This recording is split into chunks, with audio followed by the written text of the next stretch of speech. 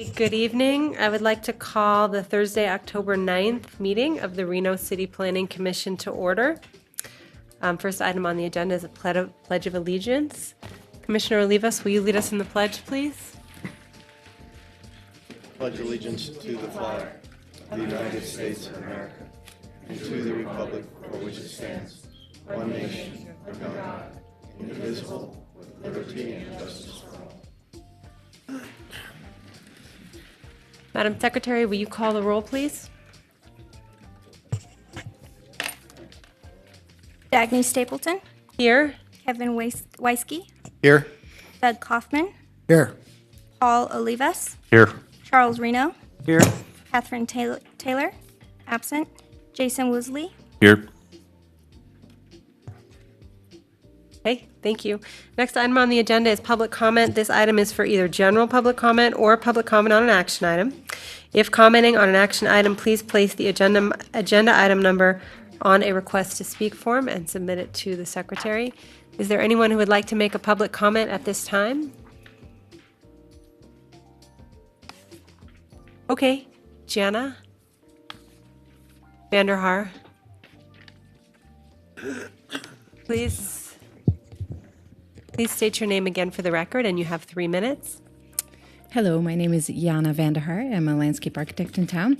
I'm here today on behalf of the Washoe County Food Policy Council, of which I am a member.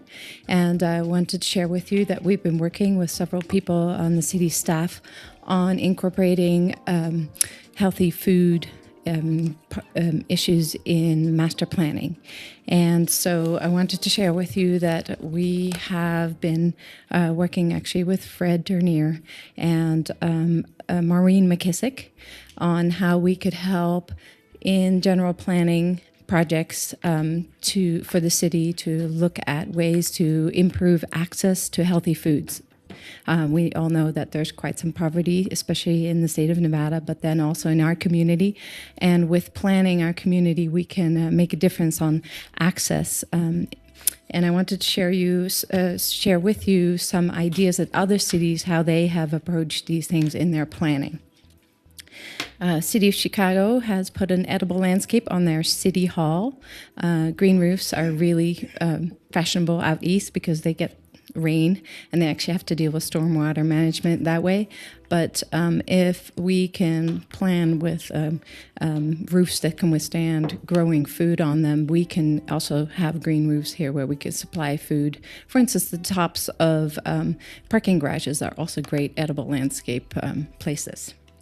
The city in England, Todmorden, they have actually radically included food growing in their planning, and they are growing in every open spot that they can, so they can have a more self-reliant community growing food for the entire population. In Oakland, the city planners have used aerial photos to identify empty lots that can be grown, where food can be grown by urban farmers, very much like Lost City Farm, but it's actually the city of Oakland that is doing that and allowing farmers to lease the land and access to water so they can feed Oakland residents. In Indianapolis, they have a an Office of Sustainability, and so they are working on the same kind of program like Oakland, but they actually have leases for 5 years minimum because they realize that edible landscapes, food growing, can enhance the overall vision of the city. And so they felt it was important enough to have food growing in community, in neighborhoods, as well as it being an aesthetic amenity. And finally, Milwaukee. You might have heard of Will Allen. He was a famous basketball player. He started Growing Power, and he works with the city there and with schools and has a lot of growing opportunities that he does there, including aquaponics, where you use fish to fertilize your food. And he does that all throughout Milwaukee parks and different areas. So just wanted to share that with you for your planning purposes. Thank you very much. Okay, thank you very much, Giannis. Sorry for saying your name incorrectly the first time. Do I have someone else for general public comment? Yes, sir? Yes, you can please. Okay, thanks. If you say your name and you have 3 minutes. Thank you. Hi, I'm Jim Gibson. I'm the guy that bought the old Morris Hotel and is turning it into the Morris Burner Hotel. And it's down on 4th Street, and we're being, I guess as part of this thing, being rezoned, and we're just, I really need to understand. I don't know that I've ever been invited to any of these meetings that discuss what the rezoning means.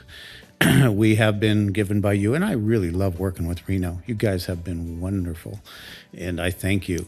But, I don't know exactly how this thing will affect us. We are apparently in, as near as I can tell by the maps, what would be, freshman housing. We have the hotel there. We've taken this piece of property that was pretty run down and abandoned and drug central for the homeless community and spent thousands of hours redoing it and have turned it into a very much a community center. It's certainly based on the Burning Man culture and art, leave no trace, all of these things. We as well want to do community gardens, want to help the city maybe take some of these spots and and kind of help watch over putting a homeless garden, a garden for the homeless community. I have questions. We have a piece of property there now that has permanent residents on the top floor, hotel rooms. They've all been done by different artists. It's become, if you do a Google search, you'll find 7 pages of hits and articles from around the world. We just had probably 2,000 to 3,000 people cycle through there over the course of the Burning Man season this year. So we're just getting rolling. It's been a year. And how this thing affects us, we're getting a fraternal liquor license that allows us to sell liquor to the members. It's a membership club. But it says in here, I'm going to have restrictions from 11 o'clock to 6 a.m. That if I wanted to put slot machines in, or not slot machines, but countertop gaming, I guess you call it, that I'm not going to be allowed to do that. If I decide to sell my building, I'm stuck with a less use, less value because of what I might be able to do in that building. So, I don't know how we come to grips with understanding what it will do to me as a business owner. I'm confused. It's kind of difficult. It doesn't say a lot in the in here about what the restrictions on my building will be and whether or not that's going to affect me long term. So anyway, that's my concern. I'm not opposed. I think it's a wonderful idea, cleaning up that part of the city and making it into an extension of a campus. So anyway, that's my 2 cents. Okay, thank you, Mr. Gibson. You will have another opportunity to comment when we open up that item if you'd like, and perhaps we can address some of those concerns during the discussion then. Any other people, any other person who would like to do public comment under general public comment? Okay, then we'll close public comment. Next item on the agenda is public hearings.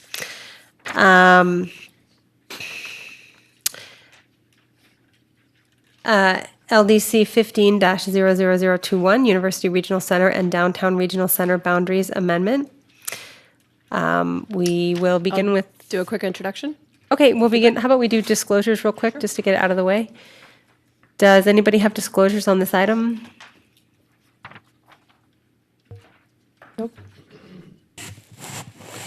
Commissioner Kaufman, I drove the area and received several emails. Okay, I too drove around the area and received emails. Commissioner Olivas, I too drove the area, received the emails, and spoke with some concerned citizens. okay, I did as well. Commissioner Weisky, I have visited the area and received and read several emails. Commissioner Woosley, I received several emails and visited the area. Okay, thank you. So we'll turn it over to staff. Okay, Thanks. Claudia Hanson, Planning and Housing Manager. Before you tonight is a request for a master plan amendment to shift the boundary between the UNRC, University of Nevada Regional Center, and the DRRC, the Downtown Reno Regional Center. And Mr. Tournier is going to go through that in more detail. but this is a master plan amendment that was initiated by Planning Commission in September, and it has been properly noticed as a master plan amendment. I have received dozens and dozens and dozens of phone calls and emails, and I had no opposition. Everybody was in favor. We did have a couple requests for amendments, which I printed out regarding the Circus property, and those are in front of you, and I also forwarded those to you via email. And I think that is all I have for the introduction at this time. It's a standard master plan amendment just to shift the boundaries. We would come back later with a full amendment with design standards and how it would be addressed through the plan. But Mr. Trenier can present the case. Thank you, Director Turnier. Thank you, Madam Chair, members of the Planning Commission, Fred Turnier, your Community Development Director. And tonight I have it's a long presentation, but it's to address exactly what we're doing and what we're asking for from the Planning Commission. Before I get started, I did bring to the Planning Commission that everyone did receive, I believe, a master plan. There will not be a quiz, so we won't be quizzing you on this, but this update to the master plan, and mostly this is for the audience and the public, becomes a component of our overall city master plan. And our master plan is very important because it represents the desires, the hopes, the aspirations of a community where you've spent tens of thousands of hours with public input as part of this process. So this is everything from the Newlands neighborhood plan to our open space plan for the city.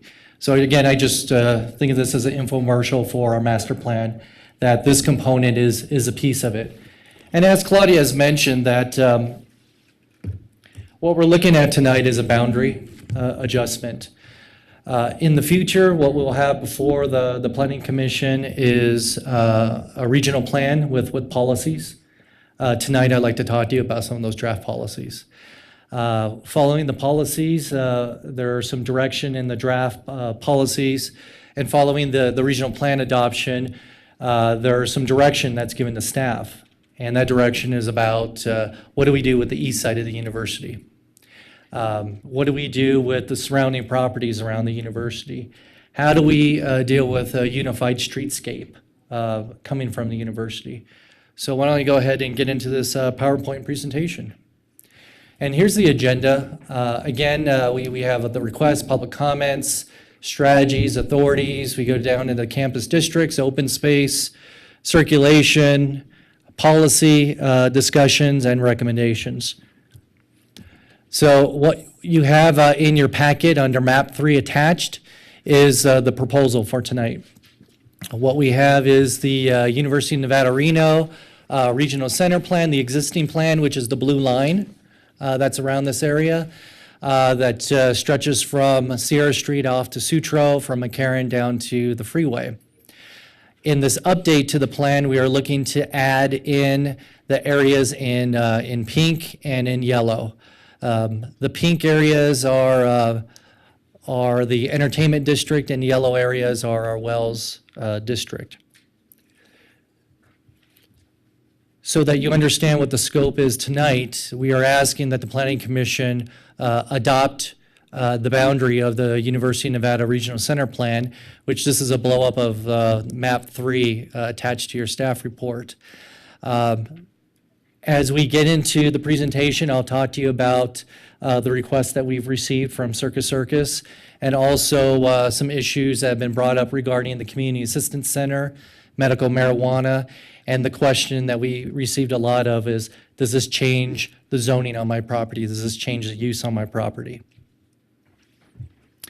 So the public comments and questions, we received quite a bit, and how we solicit the public comments from a statutory standpoint and from our code, we notice 750 feet around the proposed UNR boundary and the existing UNR boundary, plus everyone within that boundary. So answering the question about the Morse, you probably should have received a little card.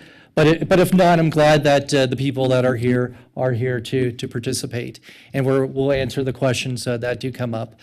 And so we had a neighborhood meeting in the chambers here on the 29th of September. We had about 60 plus people.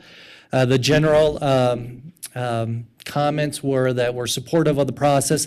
We just want to know how this impacts us.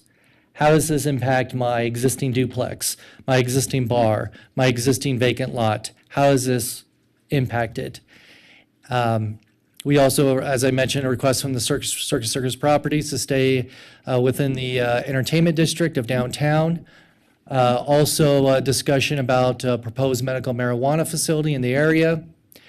The city is not purchasing property in this area. I know this is more of a statement, but the city is not purchasing property in this area.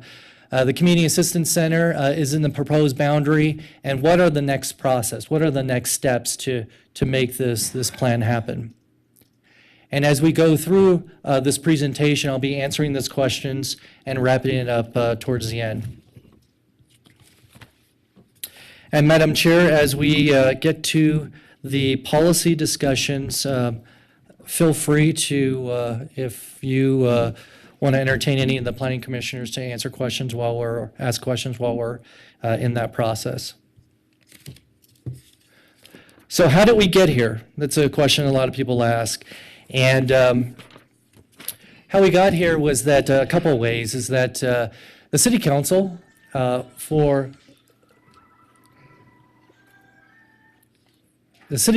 fiscal year 15 had strategic plan priorities. They had four of them.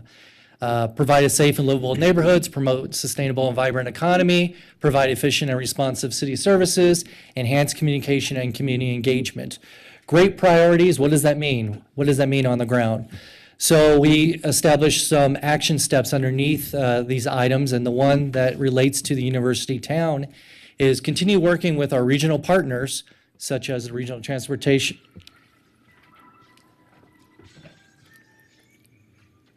Excuse me. Sorry, Director. Can everyone please make sure that their phones are on silent? Thank you. Sorry about that. Promote a sustainable and vibrant economy. So how the city has looked to implement that priority for the City Council is continue working with our regional partners, such as the Regional Transportation Commission, such as the University of Nevada, Reno, the city, the different entities within the city, connecting the university with downtown, such as developing University Gateway and University Town image. The tangibles you may see right now within the community is the mayor has declared Fridays as Wolfpack Fridays. Everyone's supposed to wear their Wolfpack gear. Other tangible items is that we have sold 450 Sinclair, Community Development's old building. We have a long-term lease purchase agreement with the university for that facility, which a lot of exciting activities are occurring in there that the university is programming. They own the Nelson Building downtown. The university, we have put up banners along our streetscape. We have rebranded a lot of our street furniture in the downtown with the university logos, with the university nods. And so we're doing a lot of the tangible, but that next step is, what do we do with the area north of downtown? This area that has been, I don't want to say neglected, but has had a lot of challenges in the past. This is the area just south of Interstate 80. A lot of the students that we've talked to and the university has talked to have said that they want to get from the university to the river and from the river to Midtown. They don't talk about the area south of Interstate 80. And that's a challenge because the questions are, do you want your kids walking through this area, going into the downtown? And our downtown is walkable. I mean, we're less than, I believe it was about 1.5 miles, 2 miles from the center of campus down to the river. We are walkable. We can bike to this area. The question is, what drive is there to go south of Interstate 80? So that's the challenge that's posed to city staff. And it's just not city staff or the city council bringing this up. We've also had the UCLA Mayor's Institute. They did a study out here. They took a challenge of how can we better connect with the university. And they came back and some of the findings that they came up with, and I believe we sent the planning commissioners a link to that video, was that really there's no drive going south of Interstate 80. There's no reason for our students, all 22,000 of them, to move south of Interstate 80. So what can you do, city and university, to help that along? There's some obvious ones about increasing the sidewalk lengths or the widths, streetscape, but really what it really comes down to is what amenities, what uses can occur south of Interstate 80 that's going to bring, if the university was a city, the 6th or 7th largest city in the state, what will bring that population into our downtown? And these are the steps that we're talking about moving forward. So authority. What authority does the Planning Commission and city have within this area? Well, our authority is derived under Nevada Revised Statute. It's also within the Truckee Meadows Regional Plan and our city's master plan. And basically what that says in a nutshell is that the city of Reno, you have the authority to master plan and zone properties within the city of Reno. And that includes the university properties. So when the university is ready to update their plan, we're hand in hand with the university because we want to ensure that what the university wants moving forward is what can be implemented by the city and people that want to develop in relationship to the university or in support of the university. So we have our 9 regional center plans that are part of our master plan. And our regional center plans are employment centers. Essentially, they're employment centers. We're all the employees. And so our regional centers stretch from the Meadowood Mall area. They're at Stead. They're at the university. They're downtown. They're at Renown Medical Center. So they're in those areas that where the employees are. And what connects these regional centers are our transit corridors. I know we've had a lot of discussion regarding our transit corridors. So think of our regional centers and our transit corridors, connect them. And what we want to do is we want to encourage transit ridership to these employment centers. And some people have asked, why is that important? Really just why do we do this? And it's because under NRS and as a community expectation, we look at orderly development within our community. And so this is all part of our orderly development is to have a plan.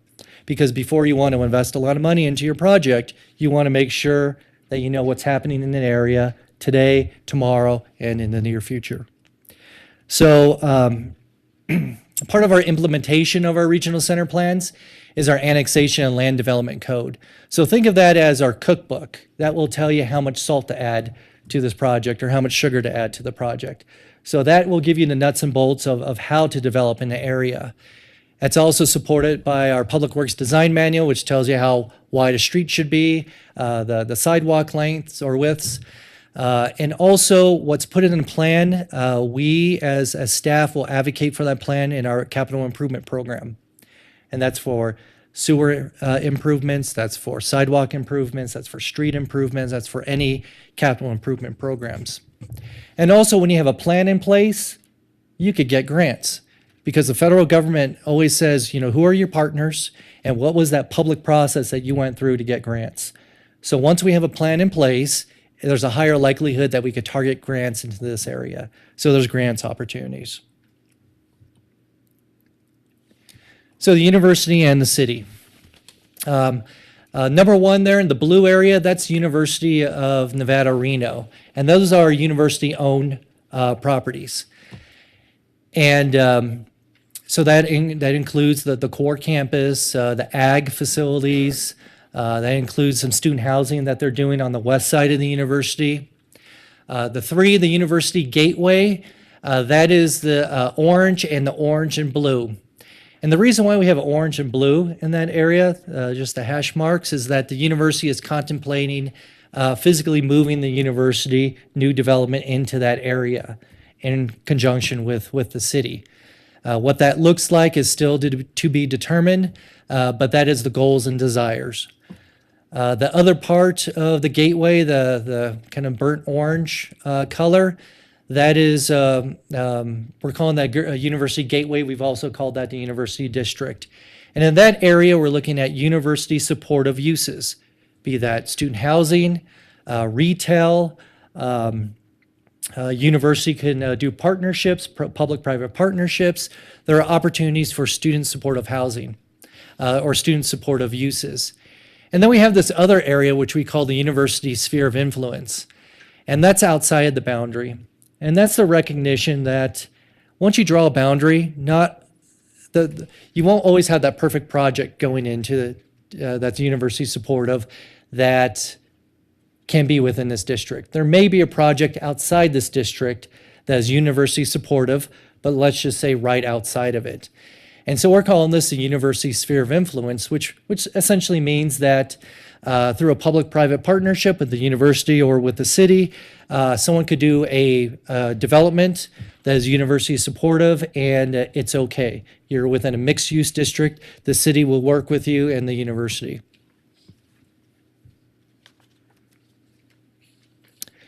From a zoning perspective, the University Regional Center Plan and the Downtown Reno Regional Center Plan are all mixed-use development. That is one of our most flexible, or actually it is our most flexible land use and zoning category. And so we're talking about not changing that zoning. What we're talking about today is just the boundary, but what's being proposed in the future is that the university will stay mixed use, that's the blue. The yellow areas that we'll work with the neighborhoods on a transitional mixed use category, and then south of the university will be a traditional mixed use student housing, commercial type of projects. So these are part of the districts that the university are looking at. They have their ag district, they have their biomedical district, they have the mid-campus, the academic, and the university gateway. And you can see along Virginia Street and Evans, the university gateway area, where you have uniformed streetscape and landscape within that area to help define this area as a university. As a university district, not the university, but as a university district. And again, we have some of our campus districts that we've worked with the university.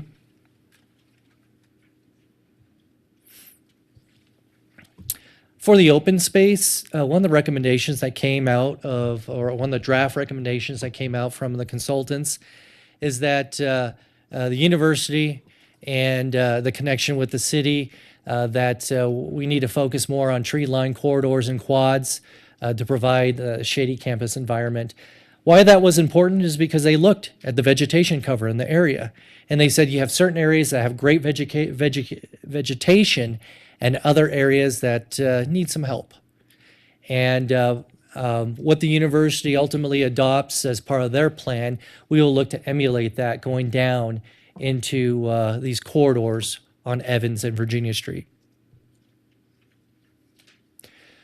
For circulation, what this slide basically is telling us is that where we don't have sidewalks, we'll put sidewalks. Where we don't have bike paths, we're going to look to improve the bike paths.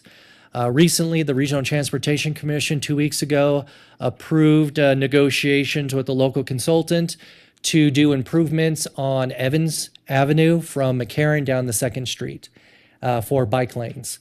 And that's exciting because we have a lot of kids right now, a lot of students that use Evans Avenue because it's a little less vehicle intensive than Virginia Street. And at that point, that's recognizing that opportunity along Evans Avenue. And again, we talked about the bikeways. The Regional Transportation Commission working closely in this update. The transportation portion is part of a bigger Virginia Street corridor study, and there's some areas that the RTC has been focusing on, like Midtown. I think you had a Midtown presentation here a couple of months ago, and also they're focusing in on this area. And basically, the university has and the RTC have talked about, instead of having this internal circulation for transit for the kids, why don't we push it to the outside of the campus so that we can start leveraging the bus rapid transit system and the rapid. And so that's an opportunity that the university is looking at in conjunction with the RTC, is how they can create these stops that both benefit the students and the employees that go up into this area. Because currently there's two systems. So they want to go from two systems to one system. And again, just this slide is just emphasizing that this will be tied to the multimodal transit center downtown, rapid realign through the Gateway District, and shuttle lines that connect and facilitate the transfers from these transit centers. And really, just going off topic just slightly, that one of the big outcomes that came out of this collaboration with RTC and the university is that there was a lot of that aha type moments where the RTC and the university were working together saying, you know, I'm doing this, you're doing that, can we do it together? And so there are a lot of aha moments that are reflected in these plans. Another portion of this is you have a Gateway Transit Center connection to the RTC Rapid, which is down there between 8th and 9th. Exactly what that looks like will be determined in the future. From a design standpoint, I know that folks want brick. What that brick looks like mixed into the architecture, we'll see, but they are looking at a Gateway Transit Center in that area, and also up at the 14th, 15th Street alignment, having a possible transit center up in that area.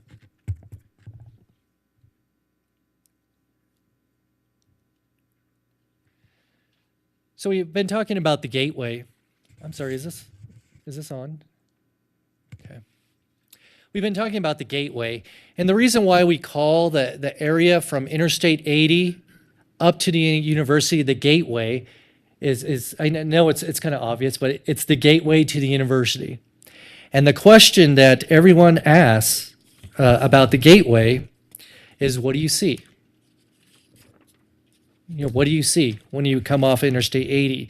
A lot of the students that are coming to the university are from Nevada, but they're also from California. So when you come off of Interstate 80, heading east, coming from the west, what do you see when you come onto the campus? And so part of the discussion is, how do we improve the Gateway? How do we improve the living room to the university? And these are just some conceptual drawings. The area in the middle is more of a landscape median oval about with pedestrians and pedestrian environment. Part of, you can see that sidewalk. It's pretty wide right there by the bookstore.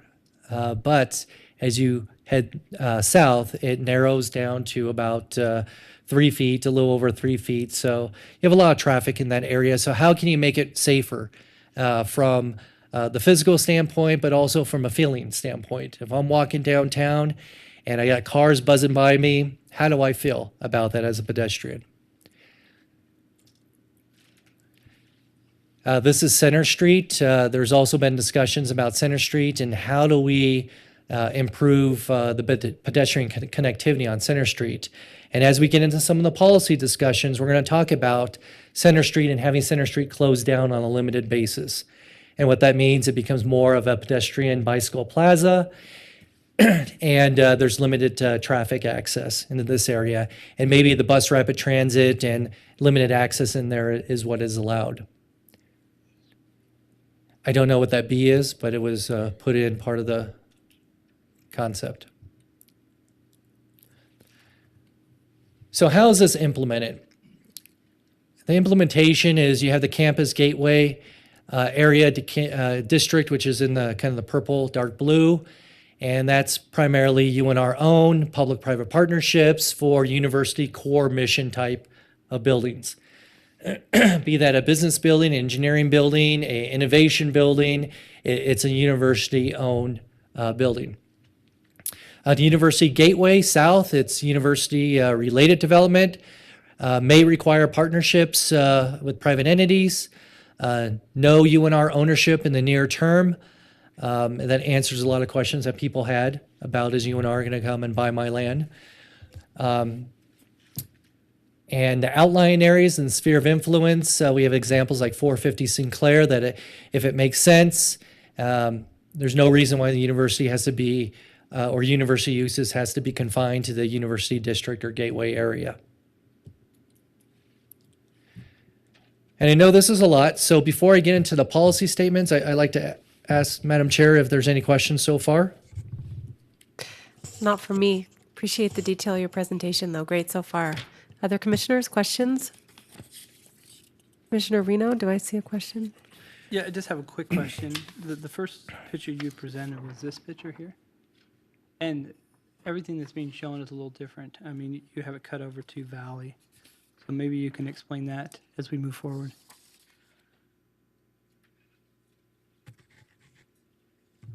Can I have the overhead on, please?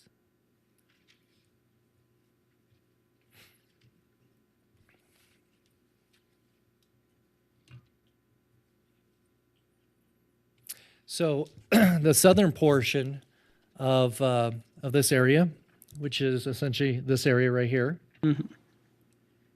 is what's being considered tonight. It's the addition of approximately 66 acres into the University of Nevada Regional Center boundary. The other items I'm talking to you about are just precursors of what's going to be coming forward in the future. Okay. Tonight, your scope is to consider whether you want to extend the boundary recommendation to the City Council for October 22nd. There's been policy discussions about gaming and unified streetscape and medical marijuana, and we could get into that in the PowerPoint. But those policy directives, what I'm looking for tonight from you are your input, your ideas, your thoughts.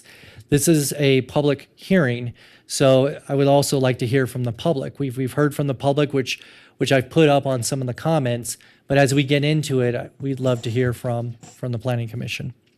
So we could go back to the... Can 1 minute, Fred. On this map, Commissioner. because a lot of the emails has to do with the circus. So on this map, can you show us exactly, point it, where the circus is? Yes.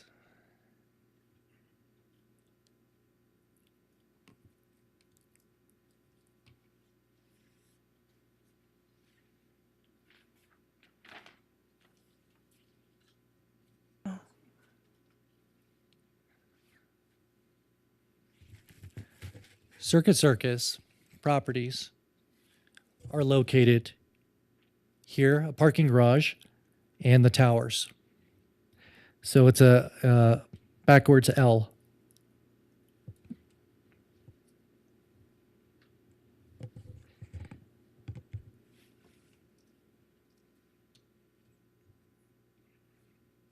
Okay, thank you. Okay, thank you. And I have a follow-up question to Commissioner Reno's question in terms of what's different. I thought the map was a little different, so can you clarify the boundaries actually that we were looking at of the plan versus some of your earlier slides showed a thinner area. The area in your earlier slides, that was current university plan and planning areas, whereas the boundary we're looking at on this map here is much wider, and that's the city planning area. Is that correct? That is correct. The blue line around here is the current University of Nevada, Reno Regional Center Plan boundary. And so that we are not, it's an addition deletion. We are not deleting any areas tonight. We're just adding areas to the south. As I mentioned earlier, that we will come back in the near future with discussions about our actual regional center plan, the actual plan that would go into the master plan, which will have policy directives. Those policy directives will then outline items such as doing an updated East University neighborhood plan, items like that. Okay, thank you. Any other questions before we go into the next part of the presentation? Okay, thanks. Go ahead. Thank you. If I could go back to the PowerPoint.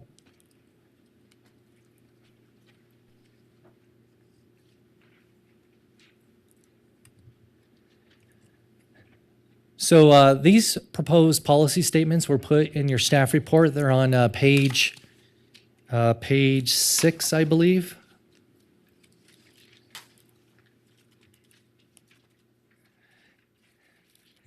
And Claudia, maybe you can hold up what that page looks like, because I think that.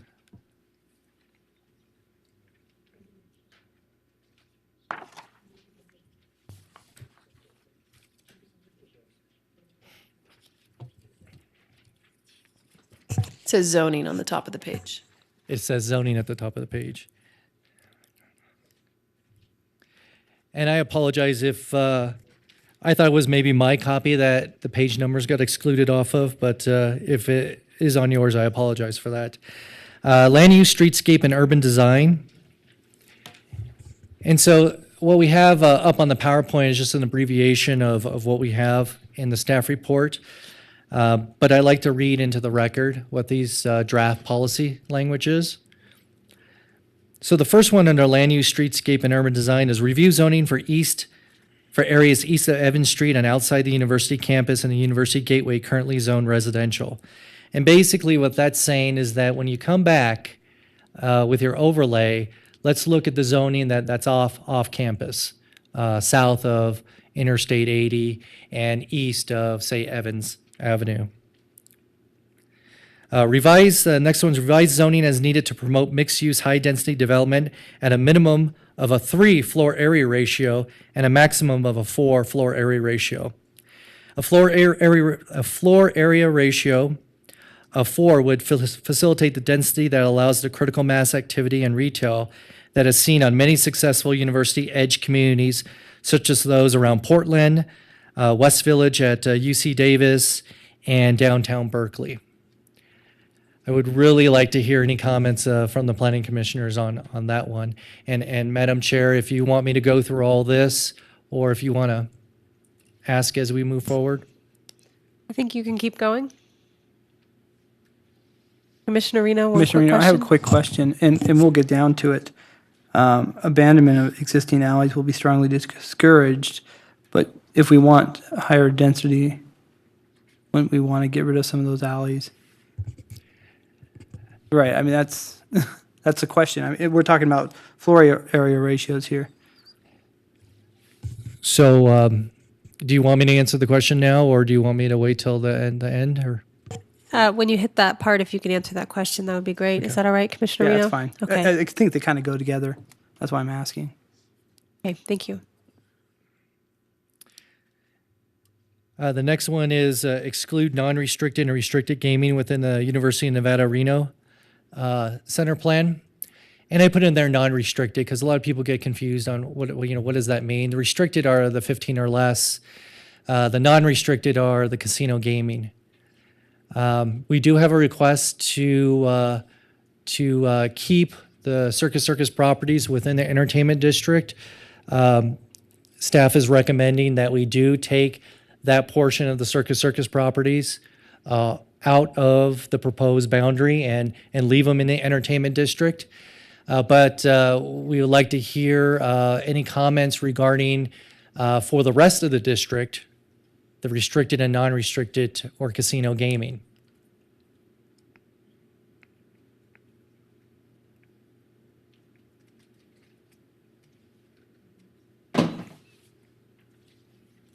Yes, okay. Commissioner You're looking Reno, for I'll comments comment. on that. Okay, Commissioner Reno, go ahead. I mean, if our vision is to have university students down here, I think restricting the gaming is appropriate. And so I full-heartedly approve of that kind of language, because I think that we just don't need that within this district if that's what we're really trying to do, is get students down there. So, Commissioner Kaufman? So as long as Circus is there, even if it was in that, they would be grandfathered in. Is that correct? Correct. So that wouldn't influence them one way or another. But one of the emails that we received is they have some other properties also in these boundaries. Is that correct? The the map I showed you is my understanding of the Circus properties, the L shape, inverted L shape. Okay. And that's, we can probably, maybe we can get into that one in a little more detail after the presentation if we need to. Other questions on that? Okay. Thank you, Mr. Turnier. Go ahead. Okay, just before I go away from it, I just want to emphasize again, so the non-restricted is the casinos, and the restricted would be something similar to a Bullies or something along those lines where they have the tabletop gaming facilities. And right now, our consultants have recommended that we exclude it from that area. So this is also a public hearing, so we may hear from the public on that also. But Madam Chair, Commissioner Yeah, Weisky. go ahead. Fred, so therefore, a restaurant with a bar would not be allowed to put bar top gaming machines in, correct? correct. Why? It's a recommendation from our consultants. They have done university updates across the country. They have also completed university updates in gaming towns. That one, as staff, we were a little hesitant whether to add it in or not. But what we wanted to do was, instead of staff sitting in there going, maybe the 15, we're just going to leave that out. We wanted to bring it up to the Planning Commission. We wanted to bring it up in a public forum to have a dialogue regarding it. So then it's the intent of the consultant and the consultant's opinion, which is now staff's opinion, that this new district is just for university students. That's what it's being gauged for, and that's what it's being designed around, not the rest of this community. Because the rest of the community may well use this area as they do now. And I don't think that's the intent. I know that's not the intent, Okay? to exclude anyone. This is an inclusive document. Now, with that said, But we don't restrict, we don't have restricted gaming in other areas that I'm aware of. and that is a dialogue I like to hear from the planning commissioners. Okay. I just wanted a clarification, and I've got a whole list of questions and conversation, but I'm waiting till you go through this because you may hit some points. Okay. Thank you, Madam Chair. Okay, please go ahead. I'm sure we'll get into that one in more detail later on. Okay. In order to promote a pedestrian scale development pattern, there will not be any abandonment of streets south of Interstate 80. The abandonment of existing alleyways will be strongly discouraged. Could you explain that, Commissioner Reno, why they're strongly discouraged? I mean, that's some pretty strong language. We have master plan language already that talks about alleyways and roadways, about abandonments. And a lot of it is about the form of the block. Essentially, you don't want to have these super blocks that you don't have any pedestrian movement going back and forth. And so it's more of an urban scale of getting people in and around buildings. Okay, thanks.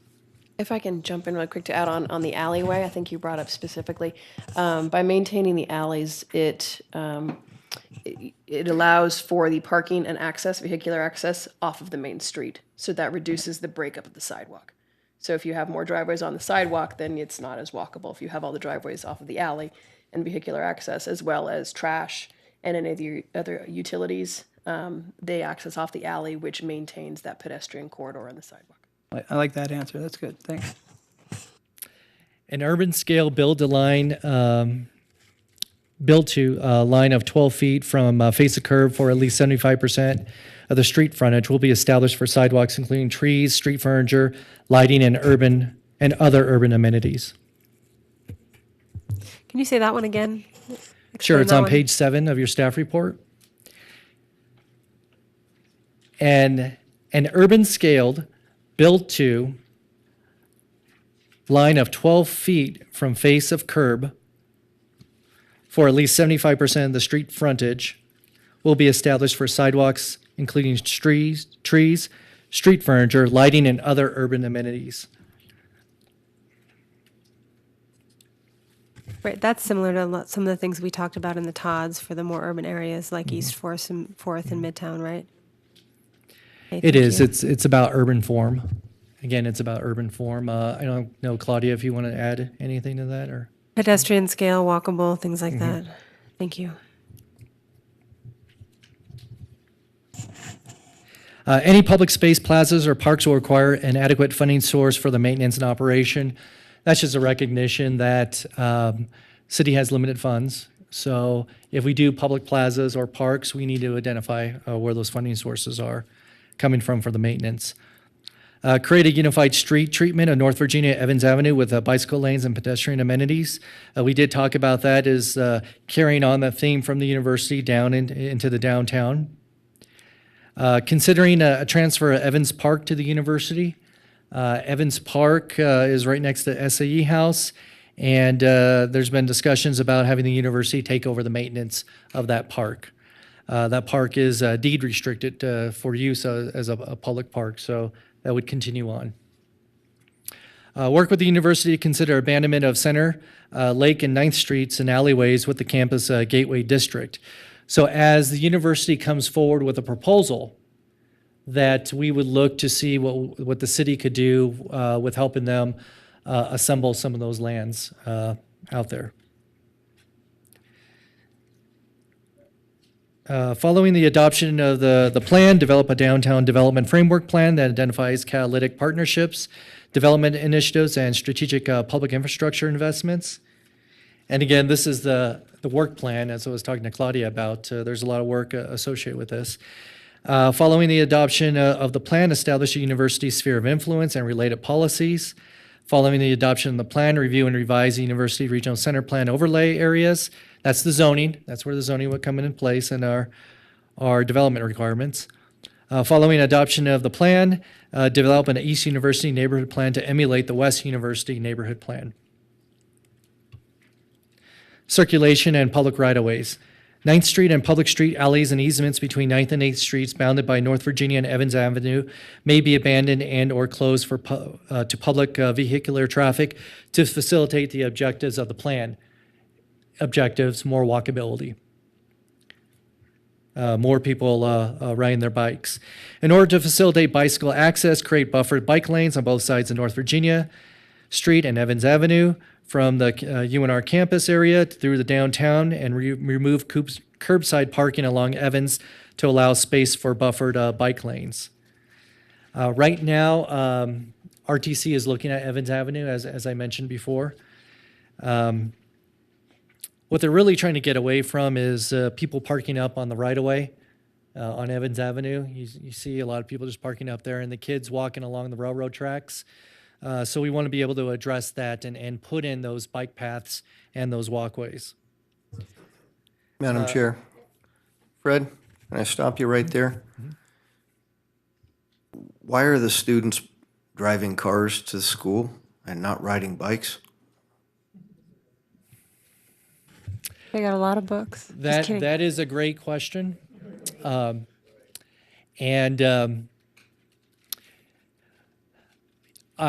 probably a little biased. I rode my bike when, just because the parking was horrendous at UNR. And so I rode my bike. It was easier to get around. We're seeing more and more of that option. The millennials are the first generation that we're seeing that the driver's license age is actually going up, and actually getting a driver's license is going down. So we're seeing a whole cultural shift that's going on. But we still, the campus is still a car campus. And do you think that has anything to do with our weather? It has to do, I think, a little bit with the weather. But then again, you look at campuses up in the north, Minneapolis, places like that, where very walkable campuses, very cold areas. And so I think the intent is that you don't want a campus that in an area that's all for drivers, or one that's all just, no drivers and it's all pedestrians. There's as a community, we're defining what works for UNR. What works in Salt Lake City may not work for us. Well, then that gets to my point, and that is the discussion earlier was about 3 schools, 2 in Central California, Berkeley and Davis, or at least 1 Central California I consider central, and 1 Back Bay, and 1 Portland. I don't see any of them with below freezing temperatures or temperatures with the highs in the teens for a period of 2 to 3 weeks a year or a semester, snow piled up on the ground and accommodating for bicycles and walking paths. So, and as an adult who attended UNR after work, it wouldn't have been convenient to get from the other side of this valley to school for a 5:30 class, getting off work at 5 o'clock or a 6 o'clock class. So, although I am a big proponent of bicycling and running and pedestrian use, something is not making complete sense here to me. And my question is, are we trying to mold and create what we want the kids of the future to do? Or, I mean, to me, that's what it looks like we're doing. We're going to say, okay, 40% of you are no longer going to drive to the campus. You're going to either walk or ride a bike because there isn't going to be any parking for you.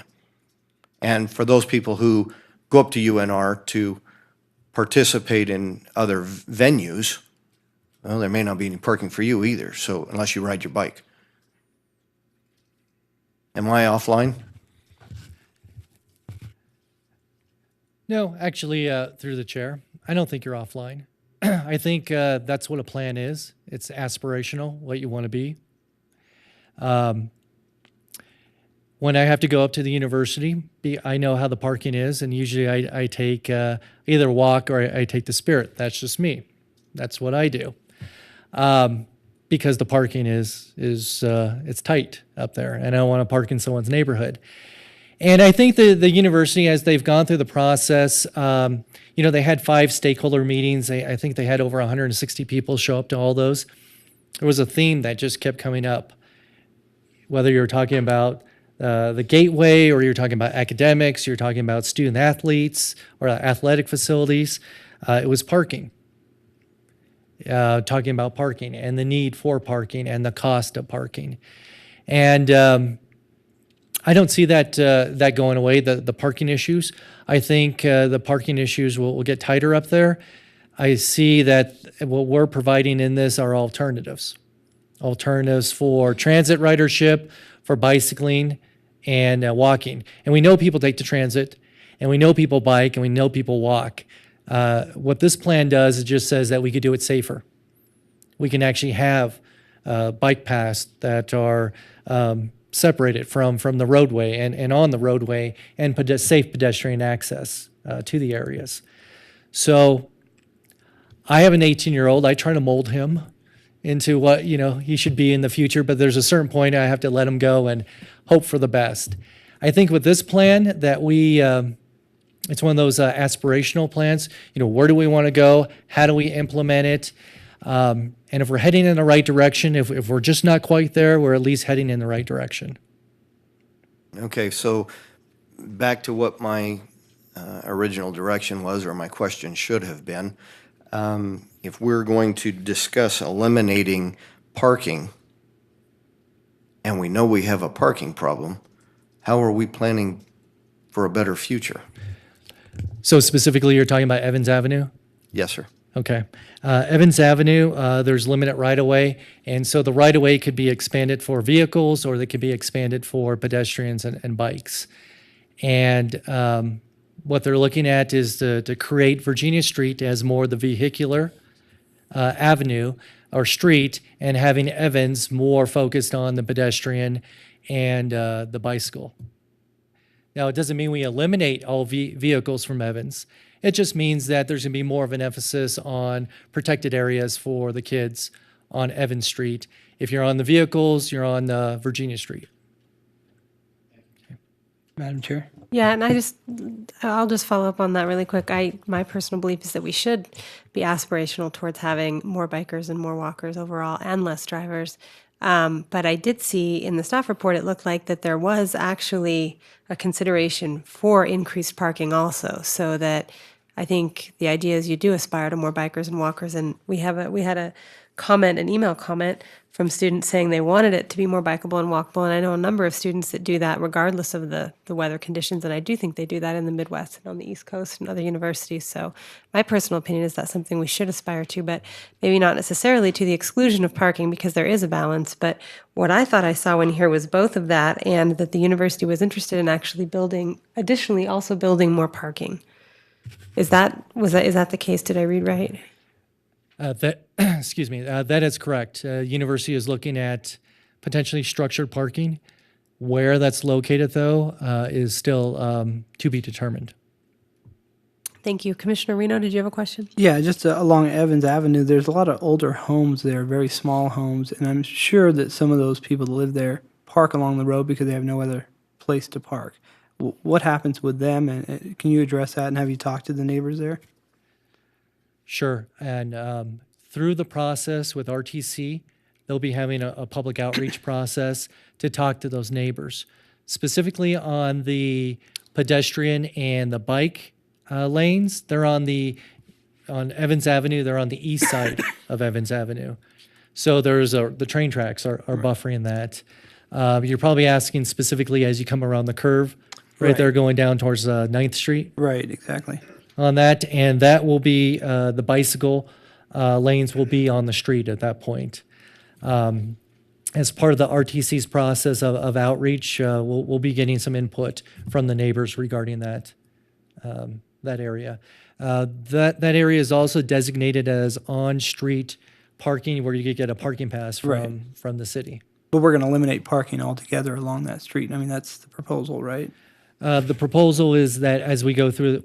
Through These the are just process, draft proposals, so I'm soliciting your input. No, the policies, I understand. But what I'm hearing from the commissioners, we'll definitely forward on to the RTC as they start their process for the bike discussion from McCarran down to 2nd Street.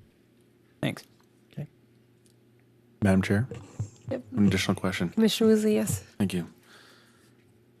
Like you said, a plan is aspirations and hopes and wants. And when this came about, I was actually excited to think about both the pedestrian and bikes in the walkway, but also because of parking.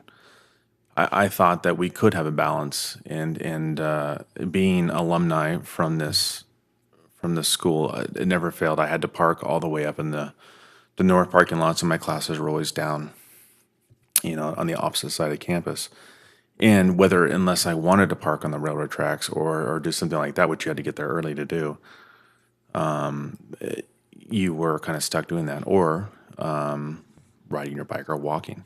But when I saw this and thought of the additional shops and retail and everything else that could come in there, I thought, okay, well, no matter what, they're going to have to put some parking in somewhere. And I thought, oh, that'd be a perfect hybrid, especially if it was an agreement between the city and the university with that parking. And so I think this is a good chance to have a balance of the pedestrian, bikeways, and transit, as well as some needed parking. Sure.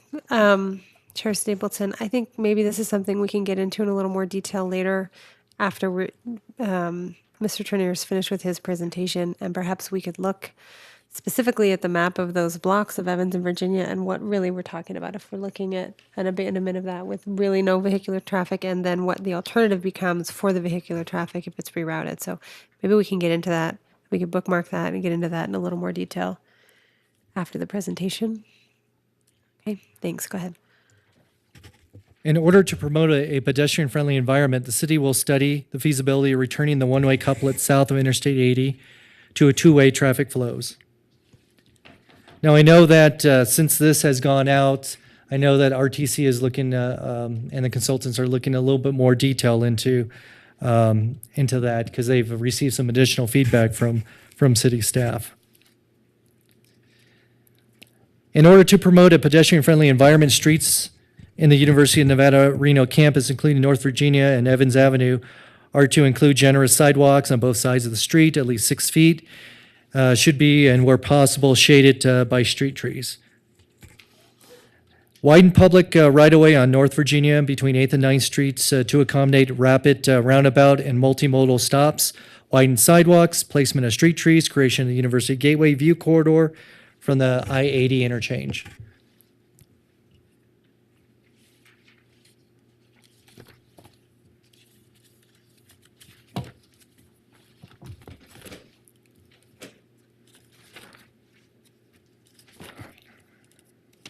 So getting back into the public comments and some of the questions.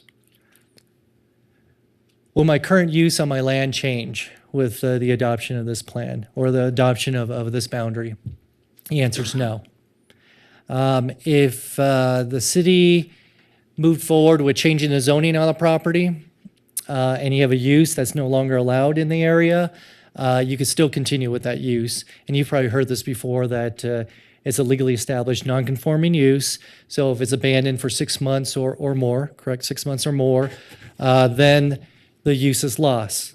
Unless you could go through a process of special use permit, come back before the Planning Commission and make the pitch to reestablish that use. Circus Circus has requested to stay within the entertainment district boundary of downtown.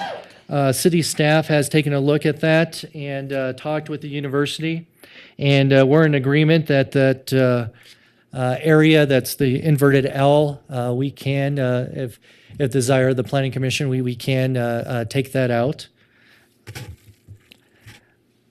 There is a proposed medical marijuana facility in the area, so after this process started, we identified that there was an area within the university district that actually had a medical marijuana dispensary or facility dispensary located on the site. It's an application. It's not I'm sorry, located not there. application. And the city of Reno has how many applications currently? In the upper 40s of all types of facilities. Upper 40s, and we're going to get 3 dispensaries and X amount of facilities that will support the dispensaries. So there's been a discussion of whether to cut out this area, because we did receive a letter from the university saying that within the University Regional Center plan that the university would prefer that these medical marijuana facilities not be located within the regional centers. They requested, Claudia Hansen, they requested that there were no dispensaries within the University Regional Center, which is this application would be a dispensary. And Commissioner Stapleton, I remember when we had that medical marijuana discussion and made changes to code based on what we thought were the best locations for medical marijuana dispensaries. Didn't we exclude the University Regional Center from having a medical marijuana dispensary as an allowed use? Yes, you Yes. did. Okay, so the issue is we're expanding the boundary. It takes in a parcel that now there's an applicant for a dispensary on, which would then conflict with the rest of the uses in that. Okay. Correct. Okay, thank you. And so the question that we're posing out there is that we can wait until November, until the state comes forward with the 3 dispensaries to see if this is going to become an issue, or we can cut it out of the plan right now and take that direction or to have that discussion here with the Planning Commission. Can I follow up with one more question on that? If we left it in the boundary and on the probably off chance that that was one of the 3 applications out of the 40 that got approval by the state, it would then be within the boundary, but it would technically be a non-conforming use, right? Because how would that work? Because I would defer to Claudia on You on that can't one. establish a non-conforming use, so it's not there. And if it was up and running now, and then we shifted the boundary, then you would have a legally established non-conforming use. But if it's not there, it's only application, and they haven't applied for a business license yet.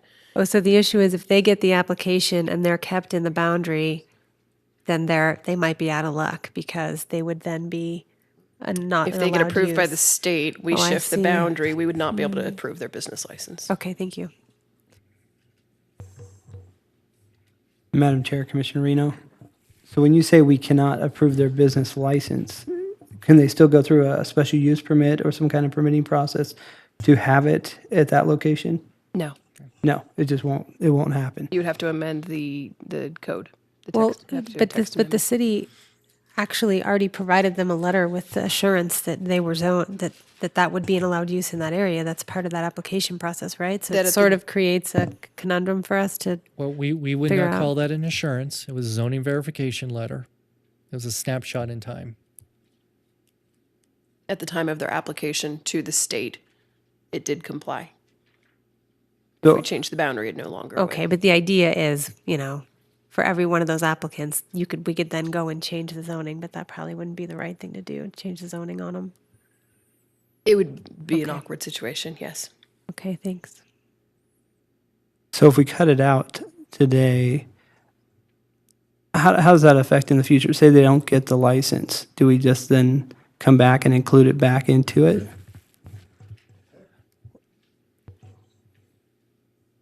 Thank you, Madam Chair. We have a lot of work that if this boundary or modified boundary is approved, we have a lot of work after this, which includes coming back and talking about that blue boundary. Right. And moving that blue boundary in. At that point, we would probably have a better idea whether they're in or out. If we took them out tonight, then for us, it would be cleaner. And then we can always add them back in when we come back to you guys in the future, Okay, thanks. Yeah, I think this if is, need be.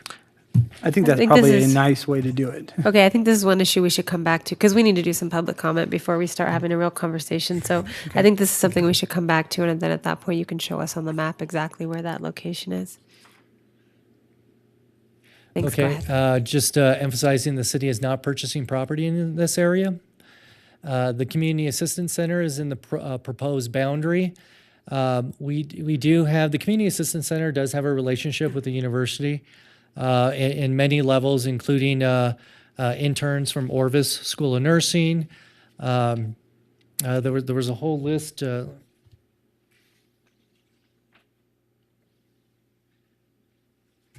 was a, thank you.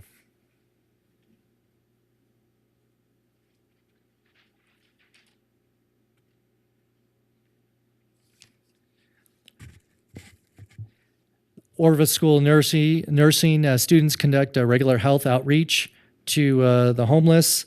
UNR professors, they teach poetry at the family shelter. There's a professor from UNR, a writing center that serves on the Volunteers of America Advisory Board. There is a lot of tours and outreach from the university students from the Greek life that comes out, and they do volunteer work and also groups on the university. And so the reason why I'm bringing this up is that we had some questions in the community of, what's the relationship of the homeless shelter to the university? And that relationship is already established there. It's a resource, it's a regional resource for our community that the university takes advantage of, and that the shelter takes advantage of the university. So there is that synergy there. But with that stated, that we as staff have looked at this, and similar to the medical marijuana, that we would ask that that portion of the boundary where the Community Assistance Center is, that we actually just have that line or boundary along 4th Street and just have go the 4th Street over to Valley. And we would keep the homeless shelter in the downtown regional center. We can always add it back into the process. But for now, because it was a little bit of a concern, we can take that out.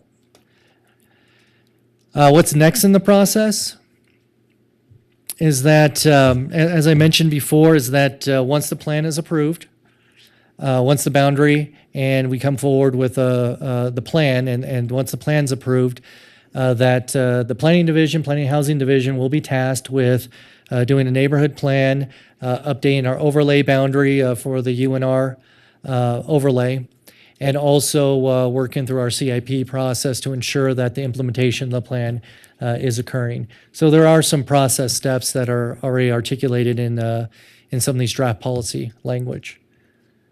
So at this point, I'm at what the request is, and I know this is a public hearing, Madam Chair, so unless you have any questions for staff. Actually, I think what we should do is, your presentation was great. Thank you. Appreciate it. And I think what we should do is take public comment now. And I thought that format was really good because though we're only really approving the boundary tonight, all of the policy changes that Director Trenier went over are things that I think we're going to be looking at the next time we see this. So in effect, we're sort of having kind of a mini workshop on this tonight, which is good because I think we need to have a lot of discussion on these policies. And I think that was voiced at our last meeting when we discussed this item. So with that comment, I think I'll open up for public comment and then we'll come back and probably have some more questions for you, Fred, and for Claudia. And then we can have a discussion. So if you'd like to comment on this item, please make sure you fill out a comment form. I've got a couple up here. I'm just going to read one.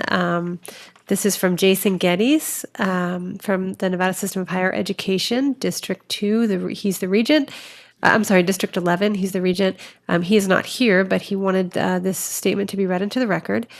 He says that I would like to see design standards for the university district with encouragement for reuse of existing brick buildings and design standards to have buildings look like the southern end of campus. Next comment, I have a comment card submitted from David J. Colbert Clausel. Please come up. Oh, you wish to make a statement. Please come up to the podium and say your name again because I think I didn't get it right. Thank you, Jay. You actually got it perfectly. So okay. That's great. Yeah. Okay, you have 3 minutes. David J. Colbert Clausel, alum of the university, and I'm going to be way too nervous to be up here for 3 minutes. But I think staff would have made this a lot easier on themselves if they had called it the Reno Gateway Plan. And I don't take credit for that. I had a geography class where they were using that term for that section, that we really should look at it as a gateway to town because tourists are getting off at Virginia Street. People who are coming to our town are getting off at Virginia Street, not just students. So it should be everybody. And so maybe consider calling it that. And then that also kind of includes some philosophical changes to how it's worded and how it's presented that might decrease resistance and then also increase buy-in from the business community who's going to be actually buying these properties and investing in them since the university itself isn't doing that for the yellow section in particular. And then one final thought is the east side of campus still needs a lot of love and care. And it's been rezoned. So I think if the university can start paying more attention to that section and doing some improvements, that they'll build a lot of trust that they can then be influential on another section in town. Okay. Thanks for your comment. You didn't seem nervous at all. Other public comments on this item? Please come up to the podium if you'd like. You can fill out a comment card later.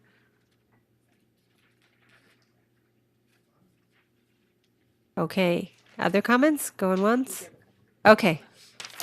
Great. Just say your name for the record, please. You have 3 minutes. Hi, Haley Anderton Hi, Fulmer Haley. for the record. I'm with the Washoe County Food Policy Council. You guys heard from my friend Yana a minute ago.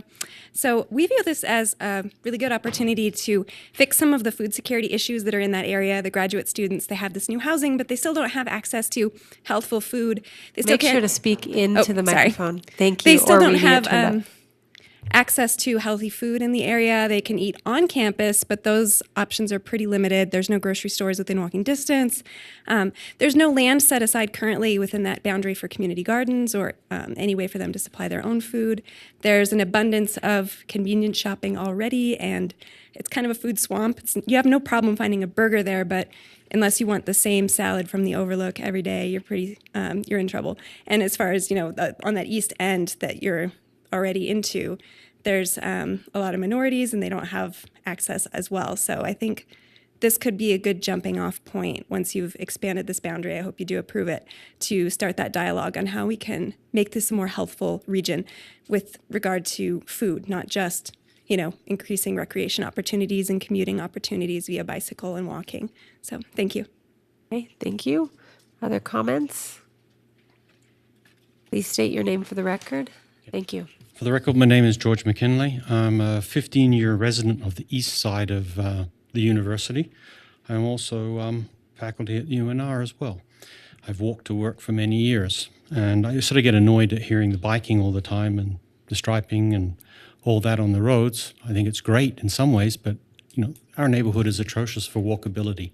And this plan talks about walkability, but it keeps saying biking first. I'd like to make sure that the current residents, some of the usages of that land are acknowledged, and that we ensure that walkability becomes central first, then biking, then maybe public transport, and finally cars. With that, the other question I have is, they're talking today about only addressing to the south, is what I seem to be hearing, but what I'm hearing is that they're going to maintain land use and shift the UNR boundary inwards and make it narrower. Am I misunderstanding that? Or is it just simply extending it down to the river? There just seemed to be a contradiction there. Thank you for your comment. We can't answer questions or have conversation during comment, but we will take note of that and address it during discussion later. Mr. Robert Lagoy.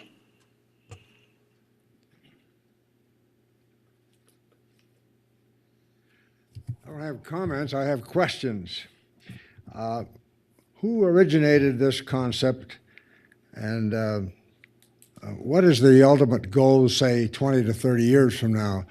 And why was Circus pointed out, and what's wrong with the El Dorado, Harrah's? What's the concept here?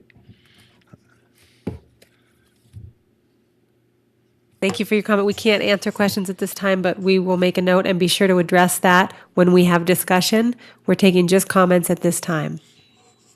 Do you have any other comments to add or any other questions? Just the questions. Okay, thank you. I do know that the university, when in their parking, when they started charging so much for parking, the employees can't afford to park anyplace, so the whole area surrounding the university is almost impossible to park, because I own property 1 block from there, and I saw it happen quite rapidly. Thank you for your comment. Other comments? Yes, you can make one more, Mr. Gibson, I think, and just make sure to fill out one more comment card for us when you're done speaking. State your name again for the record. Jim Gibson, I'm the owner of the Morris Hotel. I would like to suggest or propose that when Fred mentioned that they may readjust that edge of the boundary, and if they readjust it to leave the homeless community out, we are literally right next door. Our property for many years was part of the homeless community. That that piece of the block there, if you're going to take it down 4th Street to Valley, leave us out and leave us in the old, if it makes any sense. I would like that to be considered. The map's up there. Can you point out exactly where your It's very difficult property for is? me to see where we are. If you follow,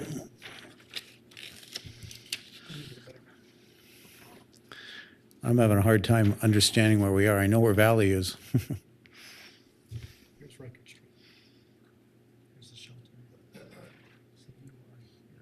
Okay, I see.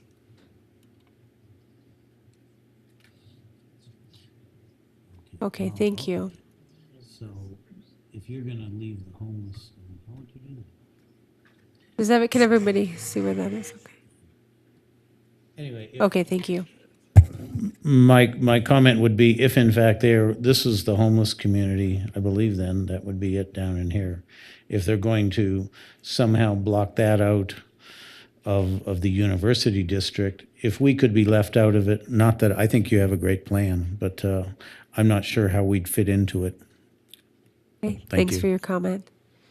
Any other comments? I just want to remind folks that this will be your only opportunity to comment on this item. We will have general comment, public comment again after we close this item. So if you do have anything else to say, unless we call you up, please take the opportunity to do so now. Okay. Thank you Madam for, Chair. yes. Commissioner Kaufman? I would like to hear on a public comment from the Circus. Okay. So, Is there a representative from Circus here who would like to make a public comment? Mr. Scott? Looks like you got called up. Thank you. Not a problem. Please say your name for the record, Dick. As you know from your correspondence, I represent Circus on local governmental affairs, also the El Dorado, Silver Legacy, and Harris. So I don't know what question, Mr. Kaufman, you have. Well, we can call Mr. Scott up during discussion, but we can't do question and answer during public comment. So, Okay. sorry, Commissioner. We'll call you back. Okay, thank you. Dick, if you could come back up if we have questions, would that be all right?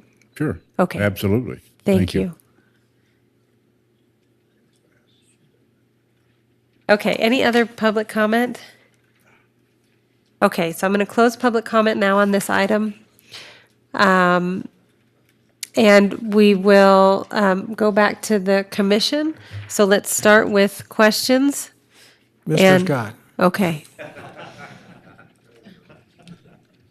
You didn't forget. Thank you. Protocol.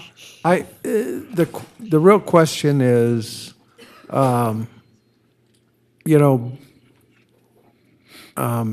based upon the holdings that the Circus currently have, based upon that you'll be grandfathered in if you become part of that, what's the difference of being in this designation of the UNR or being out? I mean, to Circus. Well, I think the Circus, we're currently in the entertainment area.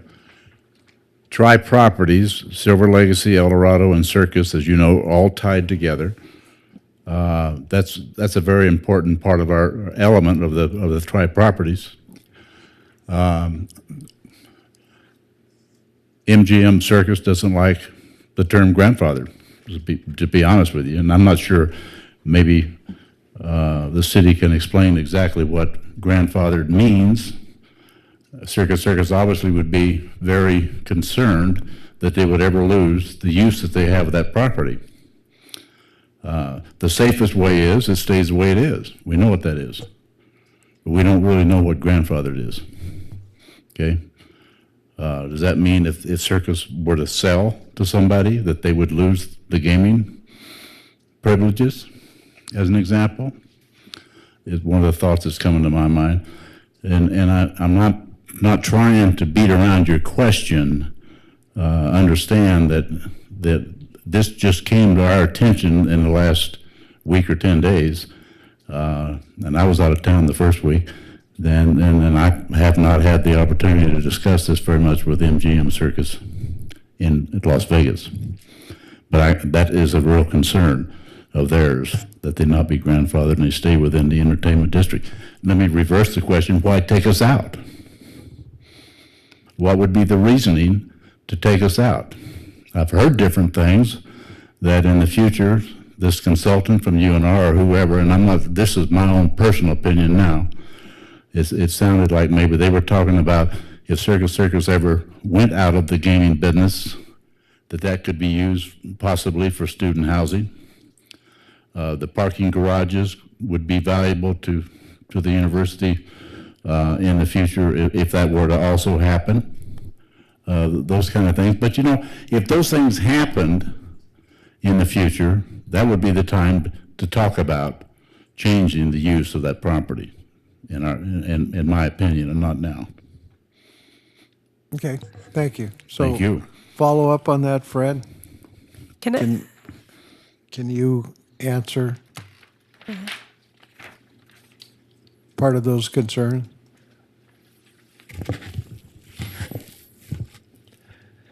specifically on the Circus properties. specifically? So we received the notice, actually it was a couple of days ago, I believe, from Circus Properties requesting to stay within the entertainment district.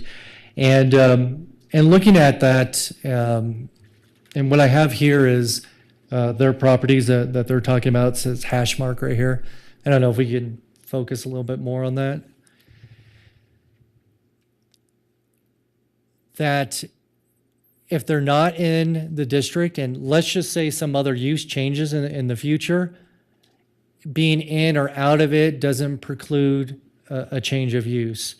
The grandfathering, I won't get into the definition of grandfathering because I always look at my attorney when I talk about grandfathering. But basically, if they don't want to be within the district, that's fine. Staff is recommending that they're not in the district. These are some recommendations we did receive from the consultants.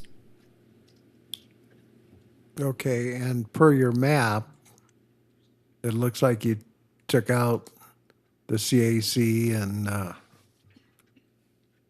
the one hotel also. That's correct. And so this is 4th Street. And so the boundary would come down, take in the transit center, come up to 4th Street and 4th Street over the valley. Actually, 2 parcels west of Valley would include the medical marijuana establishment and the fire station. Oh, That's where it's thank at. you. There you go. And the fire station is the other parcel to make a clean line there. And I would say a public facility like that doesn't really matter which district it's in. It's going to serve it by the district that it's located in. So I'm going to ask a follow-up question just to address the gentleman's that made the comment about why the Circus property and not the other properties. So Mr. Scott doesn't mince words. I appreciate that in terms of just being direct. What does that mean, right? I mean, obviously it means we want to sort of disincentivize gaming in that gateway district right there, right? And the way that that's done is by grandfathered means that if it's out of use for 6 months, if it shuts the doors for 6 months, and then after that 6 months is over, it can't then be resold under that use, right? So essentially that use would be discontinued after 6 months, and the other properties don't fall right there in that, top sort of gateway area, right? So the other properties were excluded as part of the entertainment district.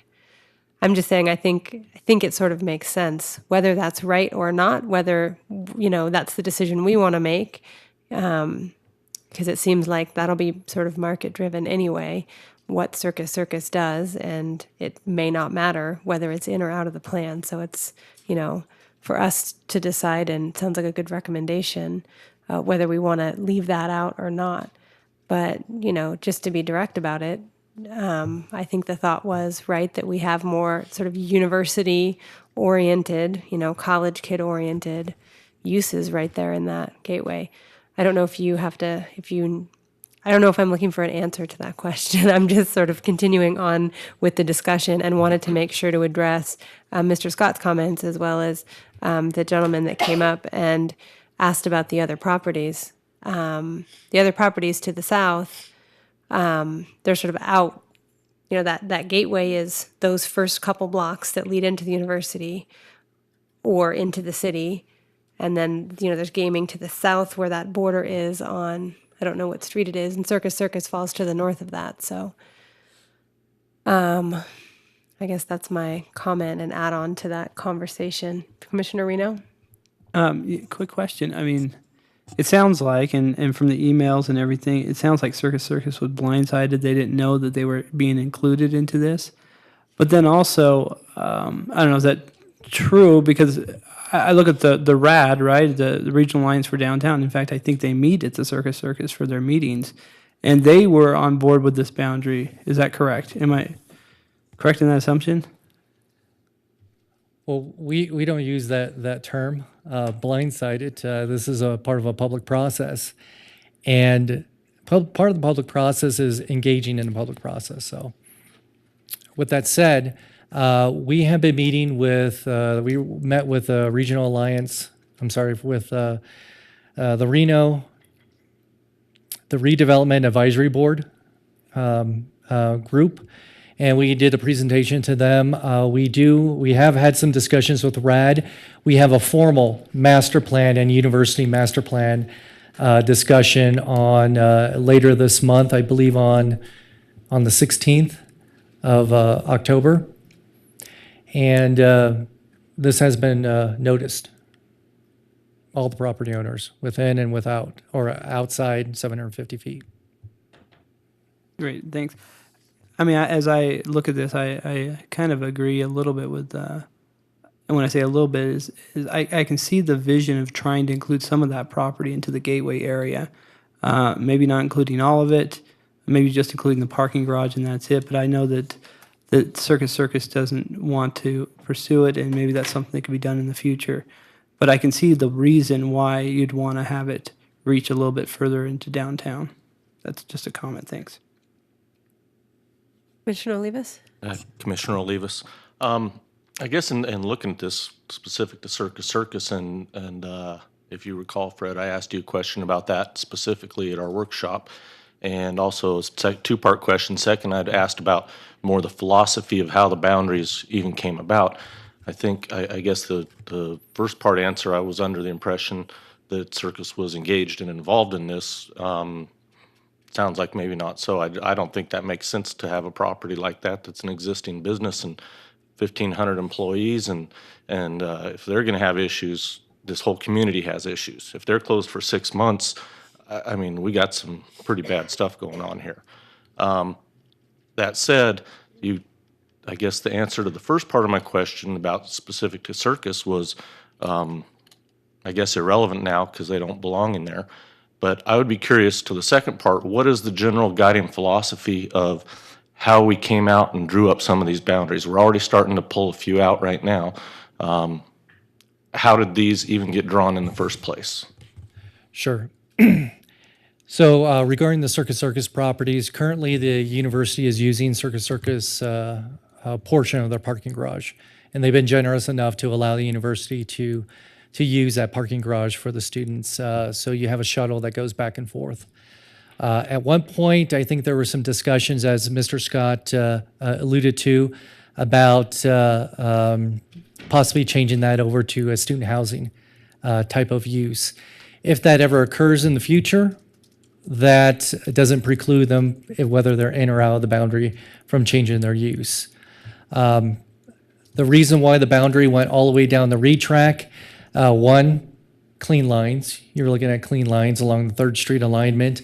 But the other thing is, how far do you dive into the downtown to really have an impact with the downtown?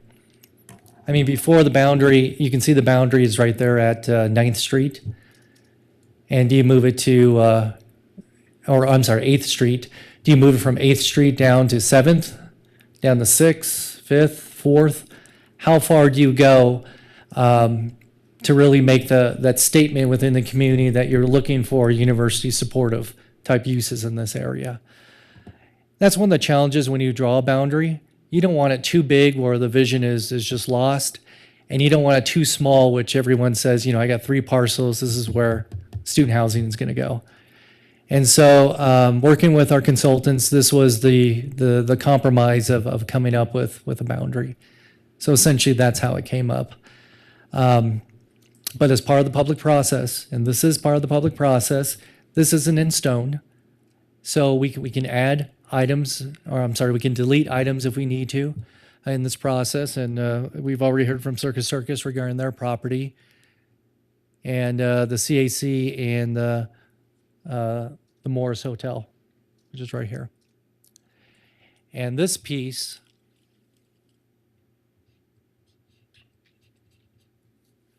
is where that proposed medical marijuana facility is. Yeah, I did cover the fire station. Doesn't include the fire station. It just that parcel adjacent to it. Yep. Commissioner Woosley? Thank you, Madam Chair. Why, I think one important piece of property is not even outlined here, and that is the spot over the freeway. Why is there no boundary one way or another around that. So if the boundary is approved, how the boundary would look is like this.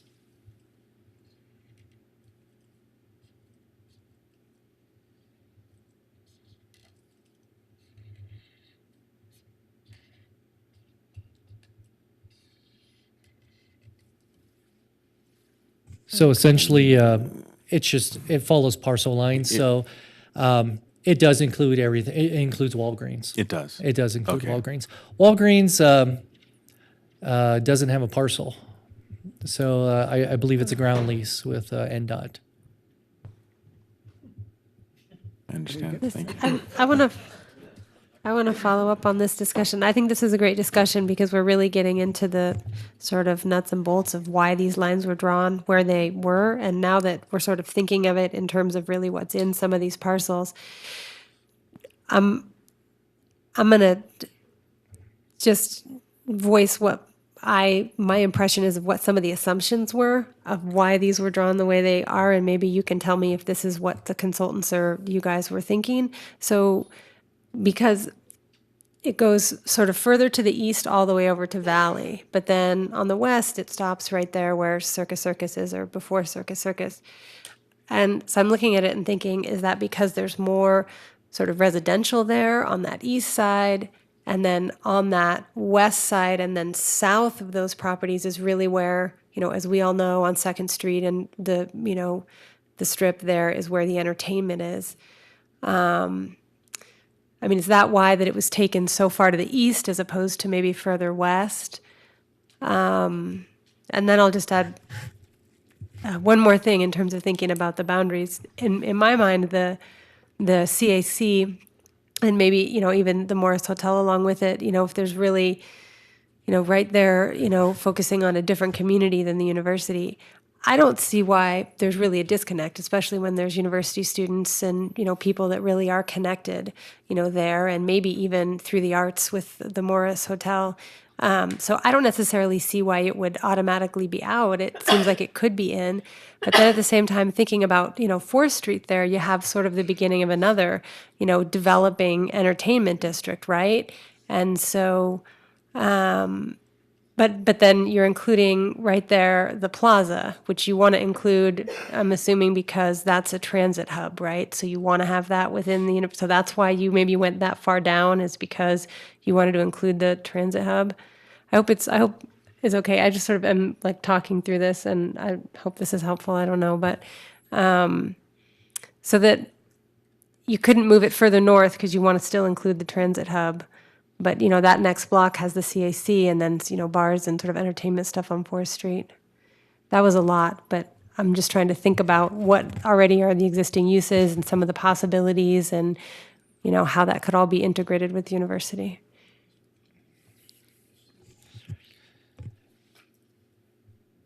And there were I questions. apologize. There were questions in there, and again, it comes down to the boundary. And I would just reemphasize what I mentioned to Commissioner Olivas, is that as the boundary was drawn, it's that discussion about how big or how small should that boundary be when you're going into the downtown.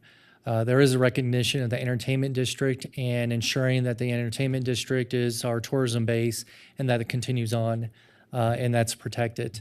By leaving Circus Circus in there, that's all part of the entertainment district in there. The yellow area is the Wells district of the downtown. That, I believe I did see a study that said about 38% of that area is retail. And then there's another about 30% that's residential in that area. So it would be more of an emphasis on residential supportive or student supportive housing, and also retail that supports the university.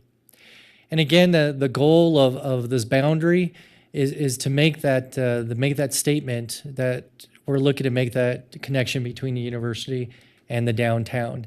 Again, we need to have things south of Interstate 80 to really bring our students into the downtown. Madam Chair. Thank you, yes. Commissioner Weisky. Couple of things come to mind, Fred, as far as questions go. we have light industrial in the area now.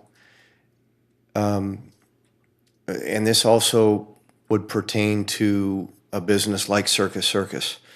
If the business is sold and a remodel takes place and the business isn't open for 6 months, then would they lose their ability to maintain their use, be it industrial, light industrial, unlimited gaming? If a business that's doing light industrial currently, that's an existing legally established non-conforming use within the area, and they stop to do a tenant improvement for, let's say, 12 months, they're doing a lot. They need to maintain their business license, an active business license. And that's how we determine when someone is 6 months or more have abandoned the use, is the date of the business license. So if on January 1st you abandon or your business license goes away, then it's 6 months from that point. So it would be June, 6 months from there, June 1st. You need to maintain your business license. So if you're doing TIs for someone out there, you need to have them maintain their business license, because that's how we'll determine the 6 months.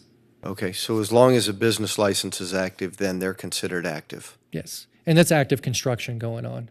Okay. Another question that I had, North Virginia, correct me if I'm wrong, is a state highway, is it not? That's a good question. I know there's been some switches with NDOT. I'll look towards Claudia, whether... What about 4th Street?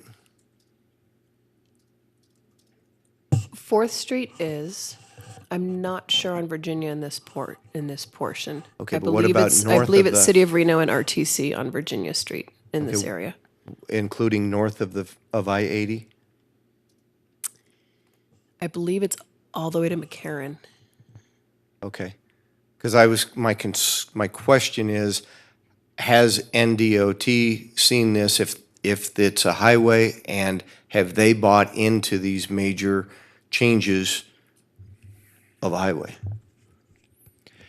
The discussion, and that's a good question. The consultants we've been working with the university has been working with the RTC and communicating with NDOT, especially with the gateway. Where's Virginia? Especially in this area, to specifically stay out of the area that NDOT controls, because NDOT's boundary goes up just a little bit towards where the 8th Street alignment is. Okay. All right. Another question I had goes back to medical marijuana. If medical marijuana is based upon, we used a term for it when we were going through the approval process, because it's not necessarily a prescription, but it's a recommendation. How is that any different than having a pharmaceutical supplier, a drugstore of whatever brand there might be in this district, if it's a dispensary for a medical process?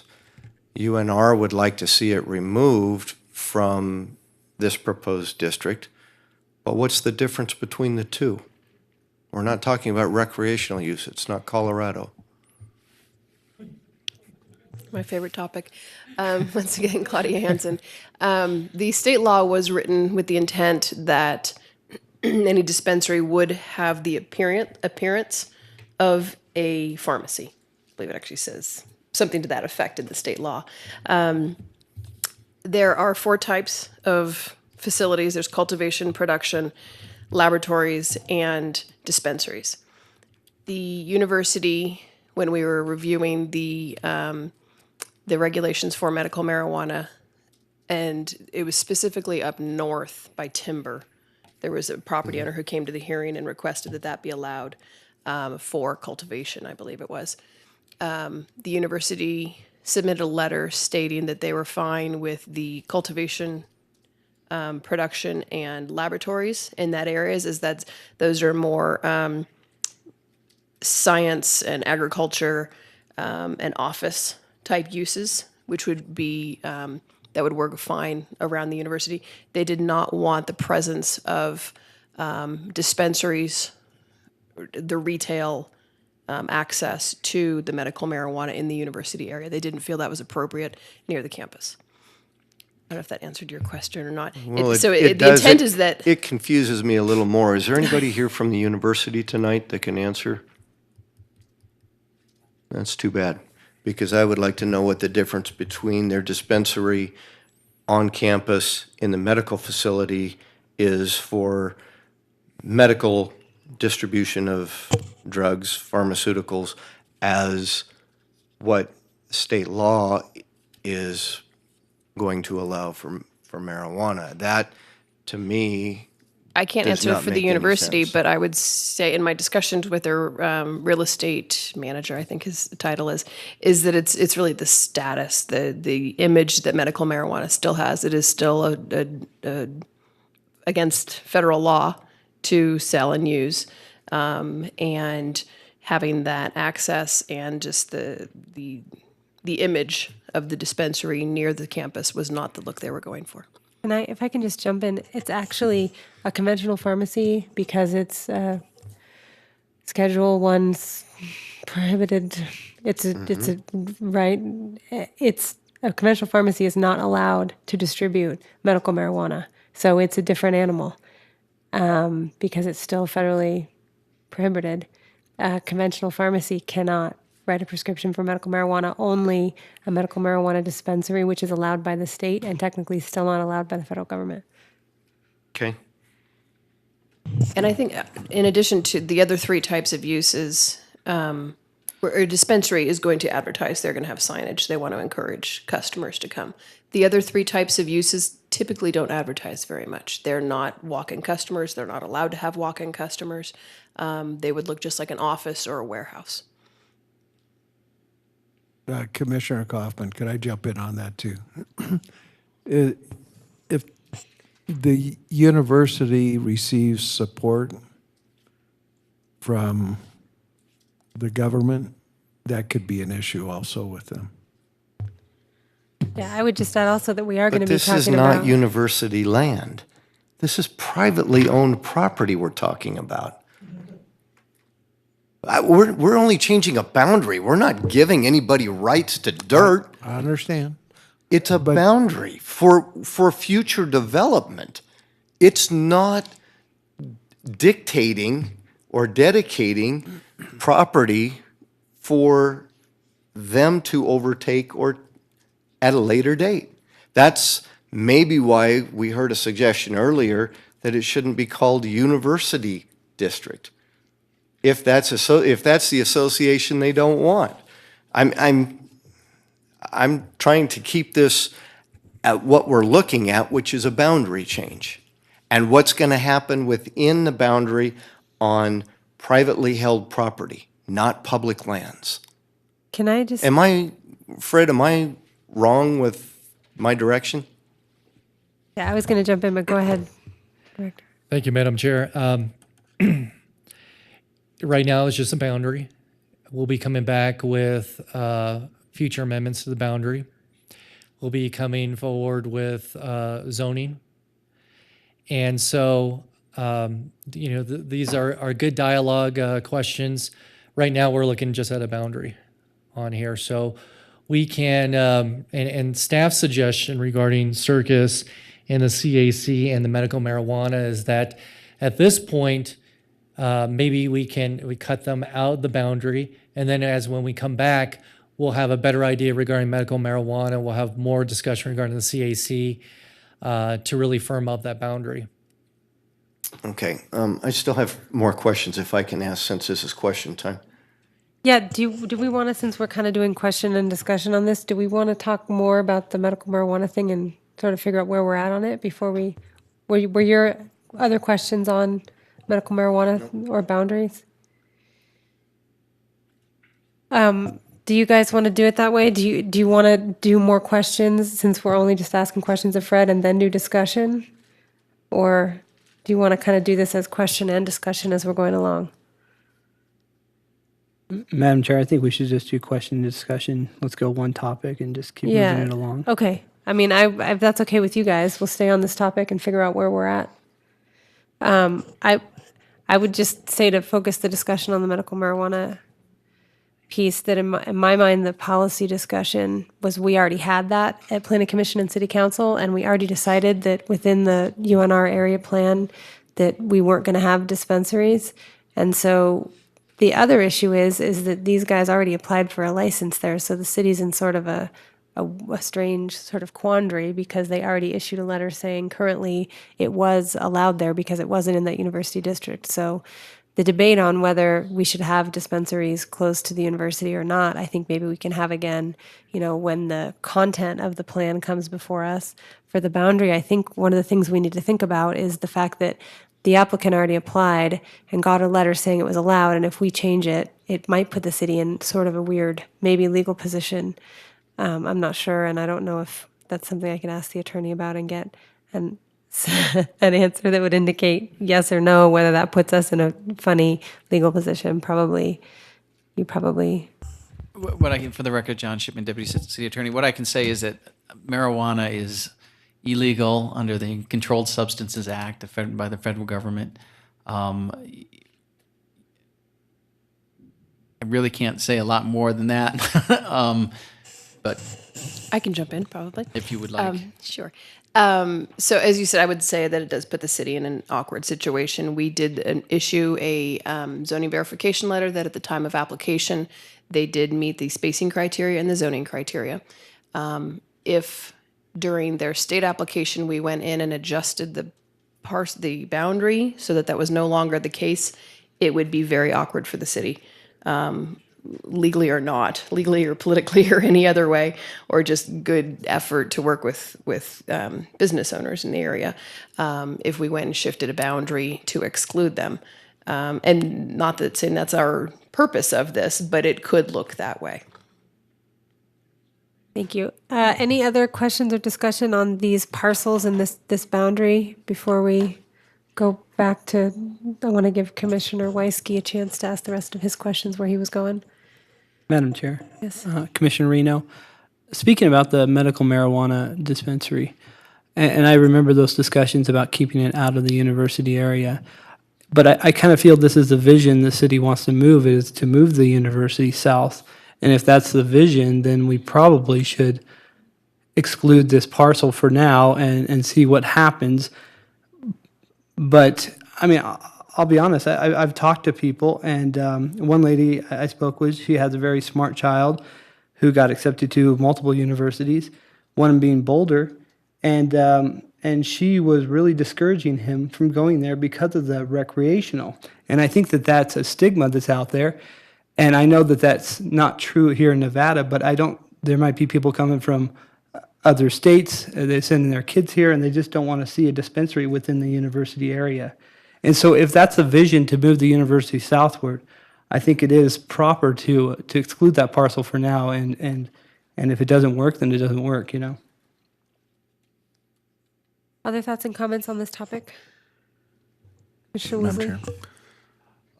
I would agree. I think there's arguments both ways, but at this time, I think it would probably be in our best interest, not only because it's also cleaner lines located next to a fire station, which we could just easily draw out that entire block, and at that time just leave it out and go ahead and revisit. I mean, that's kind of the same as the Circus. It doesn't change that in the future that could be absorbed into the university district, but at this time it would be.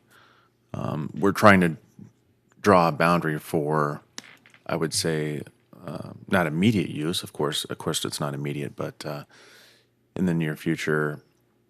And at that time, I think with the tools that we have in front of us, that it would be best to leave that out. I think that the final part of this discussion at the end of this item is going to be, our final decision on what we want this boundary to look like. So, do we want to does anyone have any more thoughts on the medical marijuana specifically, or do you guys want to continue with questions for Mr. Trenier?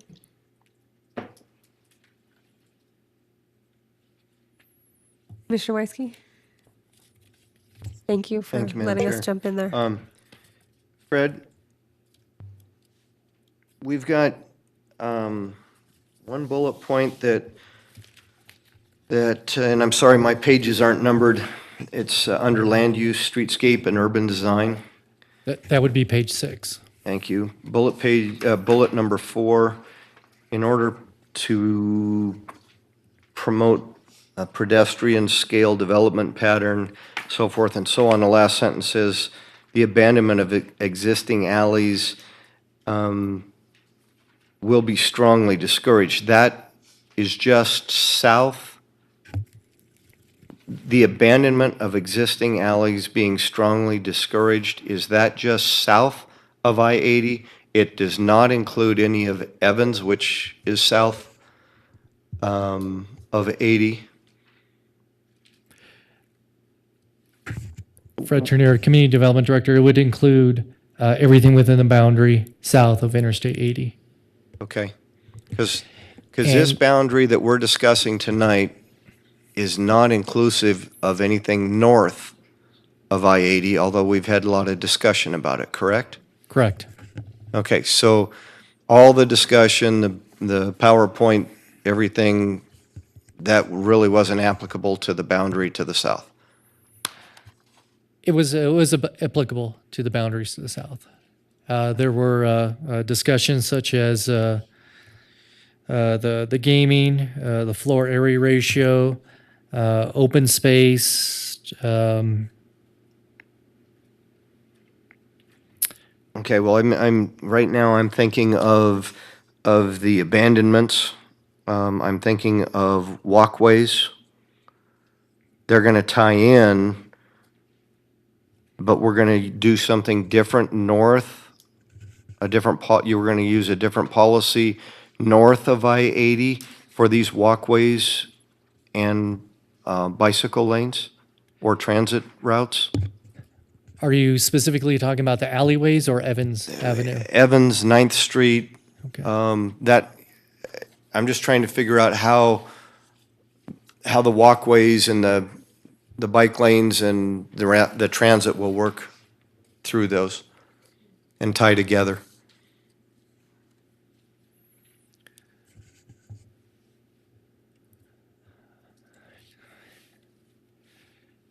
Hopefully you see that better than I do on that. Evans Avenue, the proposal for Evans Avenue is to have pedestrian and bicycle pathways along Evans. Specific to the alleyway abandonments, there's 2 discussions that are going on. One is in this area right here, which is from Virginia over to Evans. The city has alleyways, the city has streets. If the university is looking to do a bigger project in that area, the city's policy language says that we will work with the university in the abandonments of the alleyways and the streets. Now, with that said, doesn't mean it automatically happens. There's a public process associated with that goes to city council, and the city council makes a determination that the abandonment of the alleyway or the street won't be materially detrimental to the public. So there's a process for that. South of Interstate 80, there's some policy language about keeping the alleyways open and the streets open for better urban form and development in that area. If someone wishes to abandon an area that's south of Interstate 80, there's a process that they go before the city council. The city council reads the staff report that talks about the general policy for abandonments. Plus, it will have a discussion about what's in the university regional center. And then the city council would make a determination that the abandonment of the alleyway or the street will not be materially detrimental to the public. So it's different, but there is a public process to determine whether it's in the best interest or not.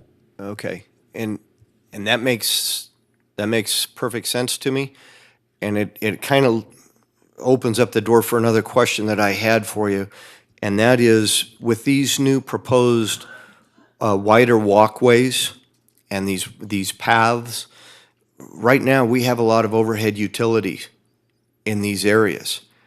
But I don't see anything in policy that says that if these areas, that areas are being improved, if they are impeded by existing overhead power lines, that they get dropped and put underground.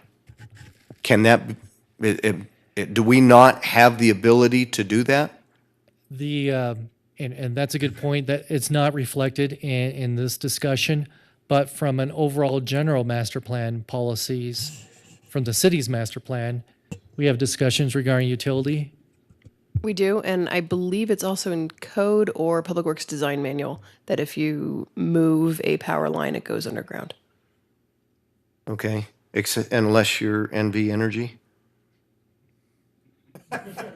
I don't remember that clause, but Well, because we've got sidewalks that are narrow with a pole sticking into it. Right now is not even ADA accessible, and the power company will go out and replace a pole and not drop it underground. If it's a private property being redeveloped, NV Energy, or even a street improvement, NV Energy, I don't see them dropping utility poles underground and making room for accessibility. So that is a real concern that I have in these areas of existing narrow sidewalks. Commissioner, since you brought this up, we will make sure that as the process moves forward, because again, as the process moves forward, we're going to be looking at our ordinance changes and possible changes to Public Works Design Manual if needed. But you made that noted in a public meeting here, and we will look into that.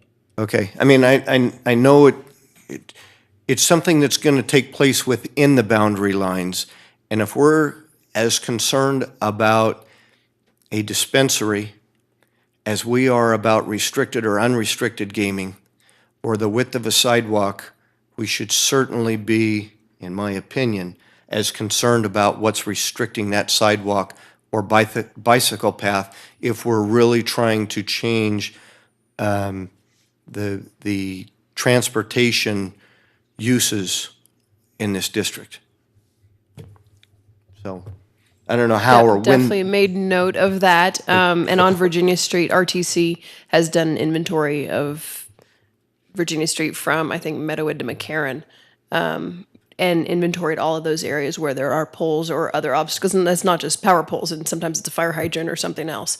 Sure. And they have made an inventory of those problem areas and are trying for grants and everything to fix those. Okay. I mean, I look back into the residential areas, and when I drove those residential areas off of Evans and south of I-80 over to Valley Road, that's where I started seeing the concern and developed the question from. So that's where that came from for future. Thank you. I want to sort of piggyback on just one thing you touched on with a question on this topic of the walkability and what we briefly, Fred talked about in your presentation, the abandoning of Evans and Center and what would happen, because I think that's something that's a little more sort of maybe a controversial idea that warrants a little bit more discussion and explanation. Since we're just sort of chewing on these policy proposals tonight, and really all we're going to decide about at the end of the meeting is the boundaries, could we either go into that a little bit more with an explanation on that tonight, or perhaps it would be better at the next meeting when we're actually looking at some of these proposed changes? Could you guys give us sort of because in my mind, Evans and Center, it would be possible to make it more pedestrian and bike friendly, maybe with less vehicular traffic, but only if you then had sort of a total rearrangement on Virginia Street and something different happening there. So is that something that you could talk about tonight, or maybe just next time we could get maybe some visuals and a little bit deeper discussion on? We can have a more detailed discussion in the future to have the visuals and some of the studies that are behind that. Just to be perfectly clear, that Evans Avenue is proposed to stay open, vehicular travel, but a focus on the pedestrian, the walkability, and the bicycle and the transit. Center Street was looked upon as an opportunity to create more of a pedestrian plaza that has limited vehicle use. It's focused on transit, on walking, on biking within that area. And it really lends itself to part of that overall gateway aspect of that area. Okay, perhaps we could get a little bit more detail on that next time. Personally, I'm not opposed to the idea of limiting traffic on Center, depending on if there's a balance on Evans and Virginia and what happened with the rest of that traffic. If it was just closed, that to me is like, that doesn't sound like a good idea, but it would all depend on how it was planned, right? So I would be interested in maybe getting into that a little bit more deeply next time. Madam Chair. Yes, go ahead. Quick question. I don't know what page this is. The one that says zoning on the top, it says code amendments. So it's my understanding this area, we're going to try to intensify, change it all to mixed use, really give a lot of options to, am I correct in that assumption, Fred? That's correct. And the code amendments there are almost verbatim from your existing University of Nevada Regional Center plan. The code amendments would be something that would come after the regional center plan is approved. Okay. And to clarify, it already is mixed-use zoning. It's just a different overlay, so there's slight differences, but it already is mixed use. Could you just explain one term for me on the second bullet point there? It says provisions for automatic rezoning of certain areas if and when the university or university-affiliated entities acquire them. What exactly is a university-affiliated entity? Give me I'm just curious of what that means. Is that a business partnership with the university? I mean, what does that mean? That, and Claudia, correct me if I'm wrong, that is that verbatim out of the existing? I believe it is, and I'm trying to think of what the examples were. There were some when we wrote that, there were some partnership arrangements that we worded it that way just in case, and I can't think of an example right now of why we had that wording in there originally, but there were some partnership agreements. Okay, thanks. I'm sorry, I don't have more detail. Yeah, we'll talk more about it. I know this will come up later, so I was just curious about that. Anyways, thanks. And for clarification on that, it does say this in the master plan, that it is an automatic rezoning. We do still process the zone change through the public hearing process to adopt the ordinance to change the zoning, but it automatically triggers that process. Commissioners, other topics we want to discuss or questions? Madam Chair, Vice Commissioner Chair Weinske, I would like to go back to the third bullet point, land use, streetscape, and urban design, and that's excluding non-restricted and restricted gaming within the UNRC. First of all, I'm going to make a statement, and that is that I will respect Circus in their request to opt out of the line. I think that is fair and reasonable. But the restricted gaming, the businesses that may or may not want 15 machines in their establishment to support a restaurant, one that's there now will always have it. And as long as we heard from Fred earlier, as long as that property maintains their business license, whether they're shut down for a remodel or a sale or whatever it is, they would not lose that ability. I think, not being in the restaurant business, but talking to many restaurateurs, those few machines they have in a bar top sometimes is what makes a difference in being profitable or not. And when I look at where the existing boundaries are now, and I think of where there is gaming around North Virginia Street near UNR, why it would be so important to restrict this area to no gaming, I don't understand where that's coming from. Fred, do you have anything that you could add to that, why the university is wanting to withdraw all gaming?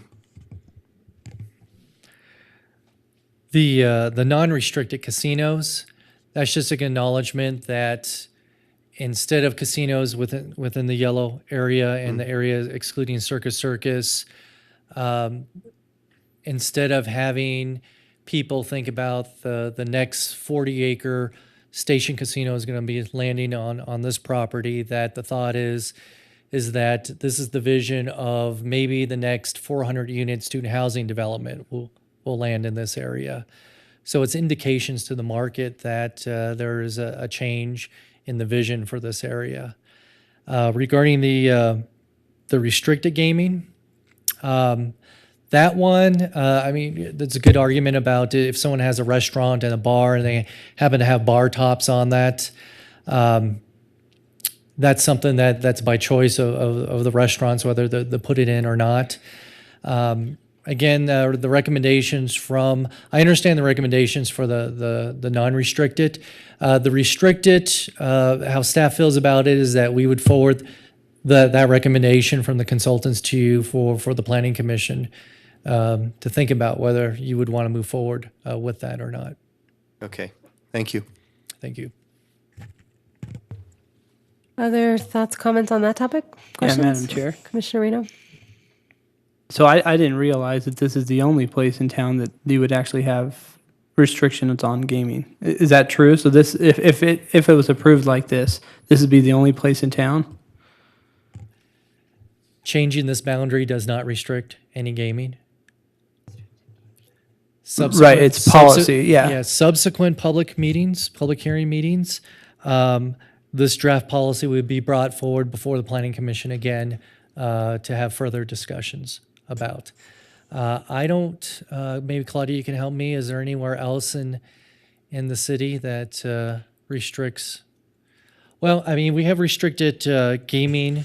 We have, for the casinos, we do have policies that designate only certain areas in town where gaming can occur. Within Right. regional centers and transit corridors, within specific regional centers and specific transit corridors. So there are already policies in place for that. But for the 15 or less slots, that is just ancillary to general commercial type uses? It is. It's ancillary to kind of standard commercial uses, restaurants, bars, and standard like grocery stores, laundromats. Right. Pretty much in every zoning district, including most commercial PUDs, it does allow it as an accessory use. And as Fred mentioned, the unrestricted gaming is only allowed in specific regional centers, and it's not allowed to establish in transit corridors. It can only be maintained where it already exists. Right. No, I understand that.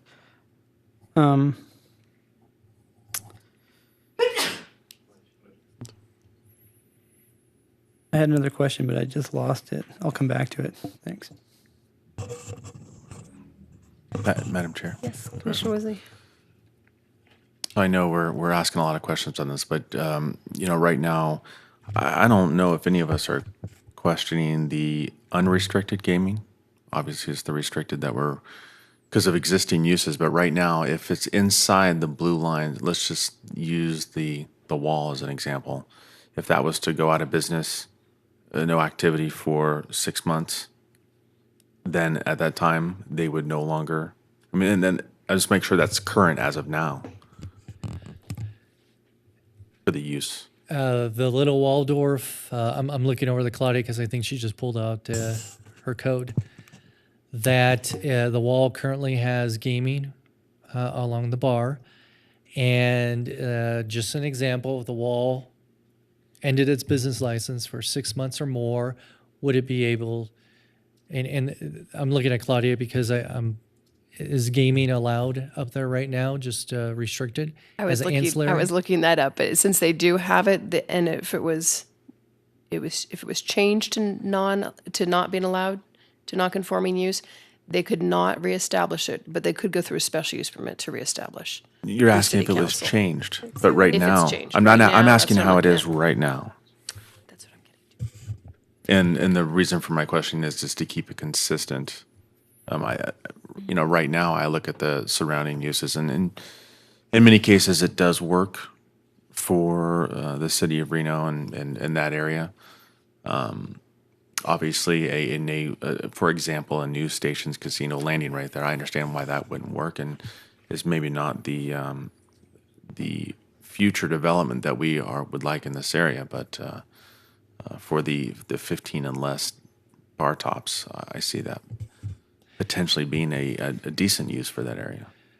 Well, if I could answer it this way, if, say, next to the 7-Eleven, you're going to put in let's say, a convenience store, another convenience store.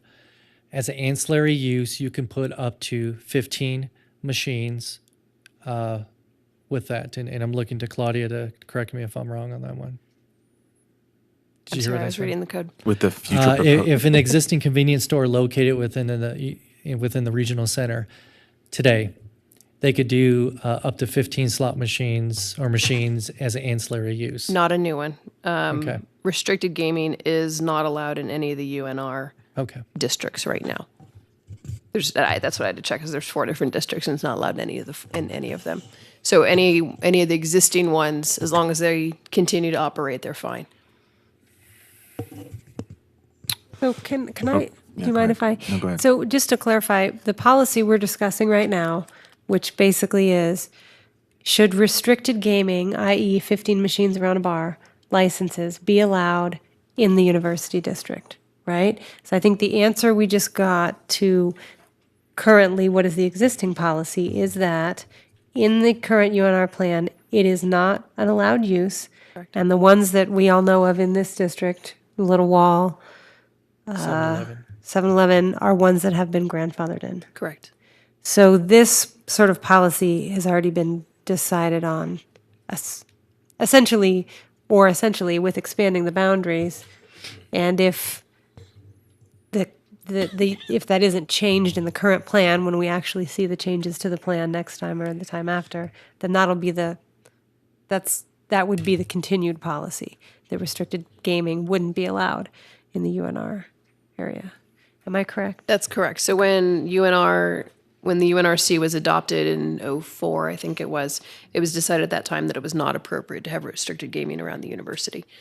So this would just be maintaining that policy as it shifts south of I-80. Commissioner Reno? Quick question about this. You have, if somebody, you're saying business license, if they were to sell it or to open under another name, do they have to go get a new business license? Does that then trigger that? Can you explain that process? Sure. And I'll just use an example of Commissioner Reno. If you wanted to buy the 7-Eleven up there, that you would go through a process through the city council and a process through business license just to change the name from the existing to Chuck Reno. And so you can continue on with that use. Okay, you can continue. Okay. And just to tag on it, that's including new ownership. Just make sure that was part I of think it. that's what he's saying, yeah. Yeah, thank you. Other thoughts on this topic before we? Okay. I had one topic just to touch on, since it was mentioned by one of the public folks who commented earlier, as well as Vice Chair Weisky, that I thought the comment about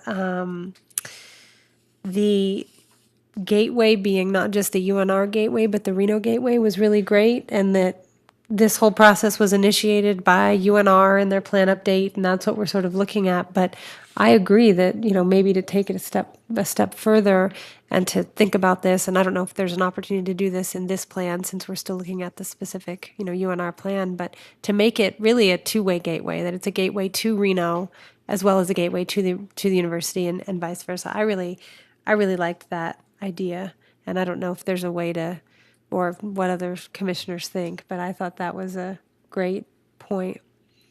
and something to consider. Madam Chair, I Commissioner do Weasley? think that is a great thing to consider, but with what's before us today, do you feel that if you thought of it as a Reno gateway, would that coincide with the rules and regulations that we see before us tonight?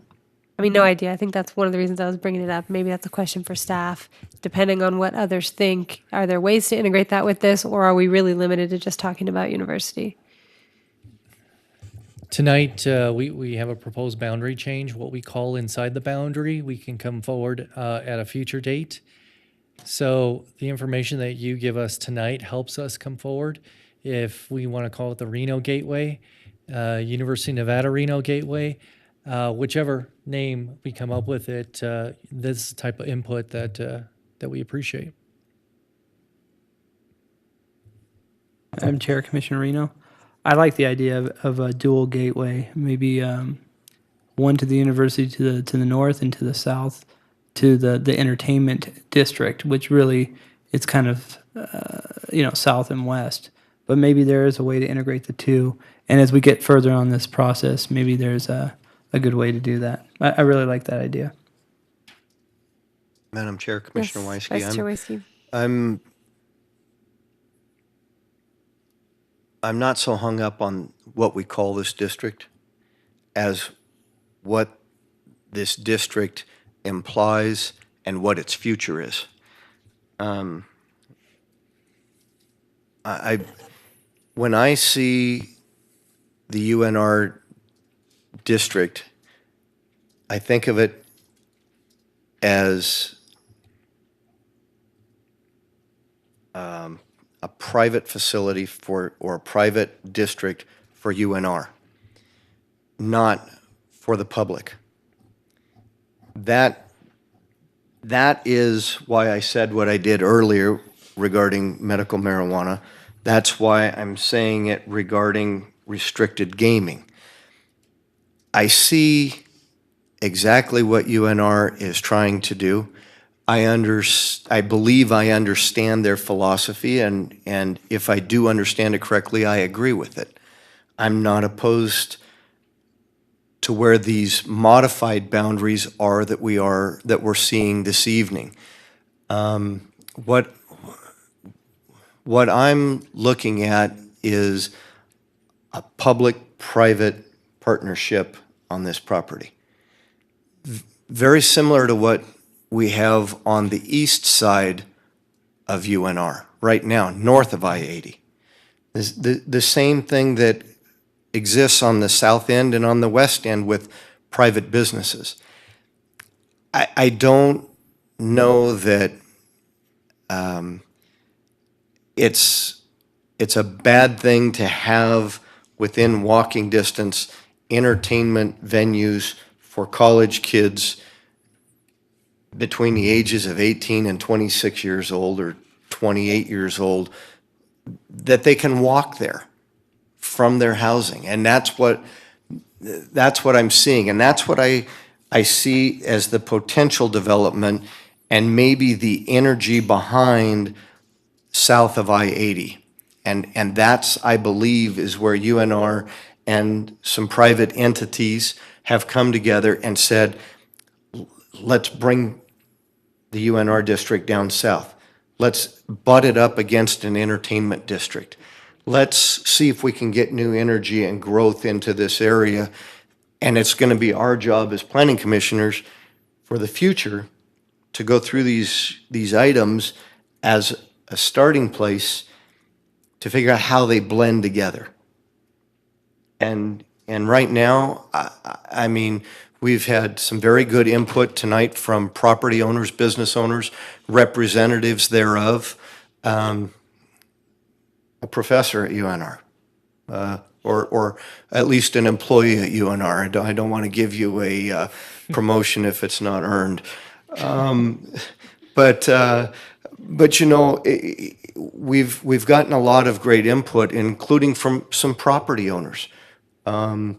We've got to be able to blend the policies together, and if we're going to, if it's just a boundary change with policies that can be modified and it's not handcuffing us for the future, let's get back onto what the boundary lines are.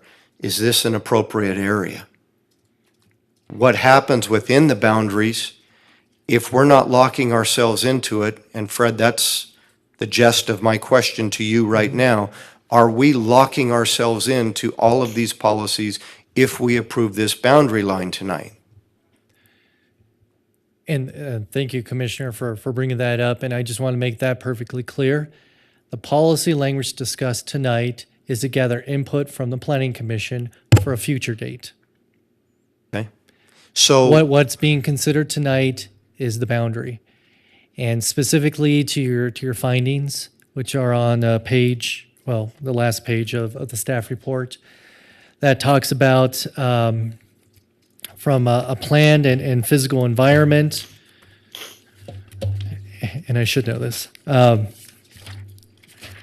that from a planned and physical environment that it's like page 8 or 10, 8. something like that. 8. Maybe Claudia can read it since my page is gone on that one. The two findings to consider. So for the Planning Commission consideration would be bears relation to the planning and physical development of the city, and B is so prepared that it may be adopted by the City Council as a basis for the physical development of the city.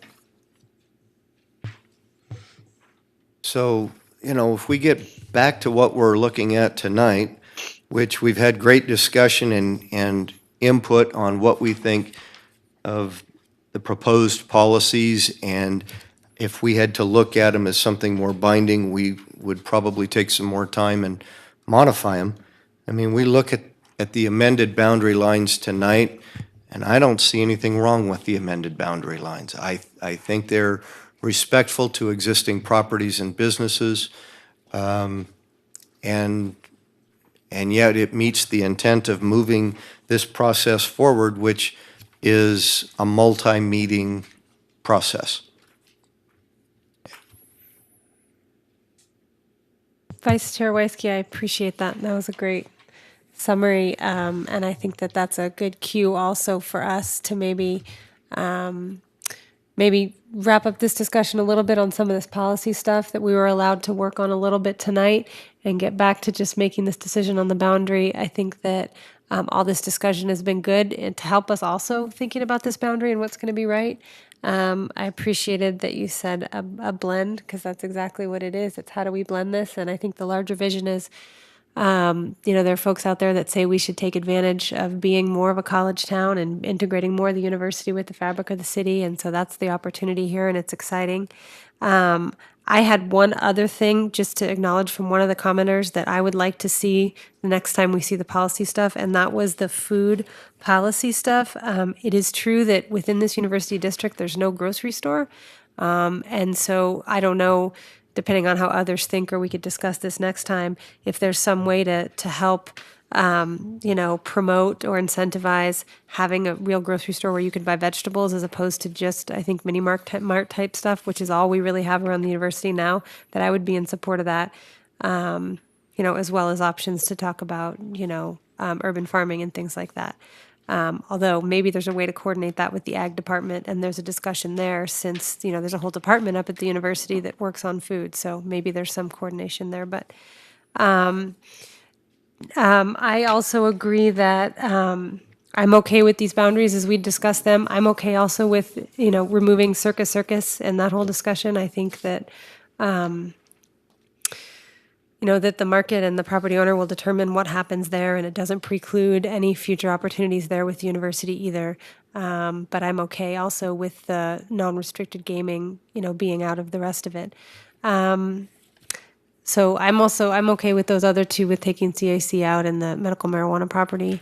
Other commissioners, additional just policy thoughts as we wrap up that discussion, or let's go through where everyone is on the boundary so that we can take a vote on that. Commissioner Woosley? I would agree with you.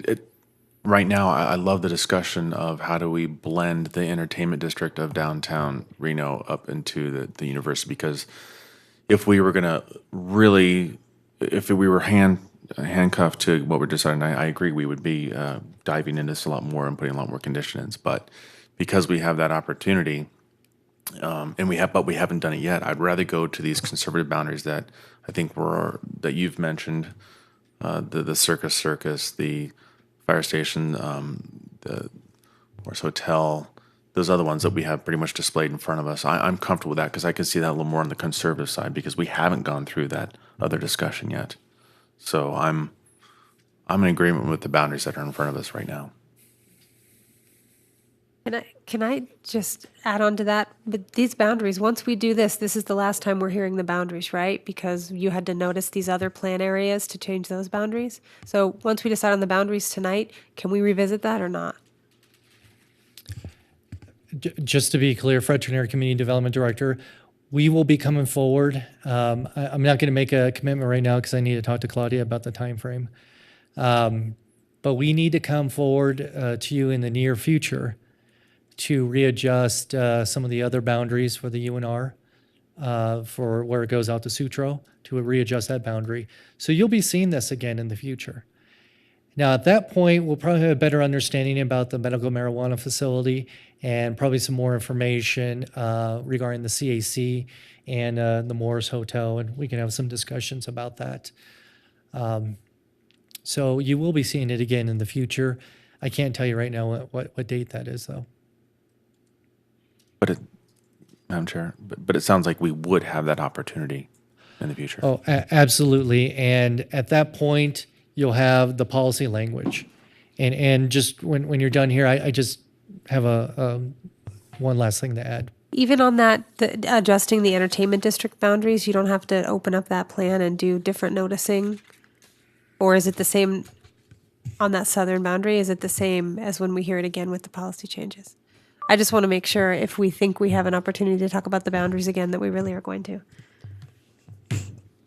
It can come back to you. We would have to, if you're looking at changing the boundary, we do have to renotice for whatever that area is. If you're shifting the entertainment and university boundary, then we would notice those two areas. But you guys would have to do that anyway for our future policy discussion on this plan. If we're not changing any designations, then there's no required noticing of the properties. If we're just changing policy and standards, then there's no noticing requirement. There's only noticing requirement if you're changing the actual land use designation or the zoning designation. Okay, I confused myself. Never mind. Did I confuse you too? No, I'm good. Okay, thank you. I'm good. Other commissioners, thoughts, comments? Commissioner Reno, I think this is a good conservative way to go. It's the vision of the city and of the university to come into the downtown area. And I think this boundary, as adjusted with the circus out and the other two parcels down here, other two sections out, I think this is a good conservative way to move forward. Other thoughts or comments on this? Commissioner Kaufman? No, good. No, I think it's a great You cool with the boundary? where we are and Other thoughts or comments? For I'll entertain a motion. Madam Chair, I can present a motion if you're ready. Commissioner Reno? In the case of LDC 15000021 University of Nevada Regional Center Plan, I move to adopt the proposed boundary amendment and recommend adoption of the City Council subject to regional plan conformance, being the boundary that's stated up there on the screen where we exclude circus, inverted L there, reversed L, and the portion to the south, those two areas. And I can make the two findings A and B. Okay, do I have a second? Commissioner Woosley, I second it, and I can make findings A and B as well. Do we have any additional discussion before we take a vote? Okay, all in favor of the motion, signify by saying aye. Aye. Any opposed? Okay, motion passes unanimously. Thank you, Director Trenier, for all of your And I'd just like to say thank you for holding this special meeting. I know your time is valuable, and I appreciate the volunteer work that it's not volunteer. I appreciate your commitment to the city. And at this point moving forward, we keep talking about this is a university. At this point, this is our vision as a community for this area. So I appreciate everything and your comments today. Thank you. Timeline going forward? Timeline moving forward, we have this scheduled for October 22nd with the City Council, and coming back with some of the amendments we talked about in the next 6 to 9 months. I'm looking over at Claudia. And Somewhere in that range, yes. Okay. All right. Thanks so much. Thank you Thank to you. staff for all your work on this. Thanks, commissioners, for the great discussion. Next item on the agenda is public comment. This public comment item is to allow the public to provide general public comment and not for comment on individual action items contained on this agenda. Is there any general public comment at this time? Okay, thank you to all the members of the public who took time to attend this meeting and be part of the process. Next item on the agenda is adjournment. Do I have a motion? So moved. Second? All in favor? Aye. We're adjourned. Thank you so much.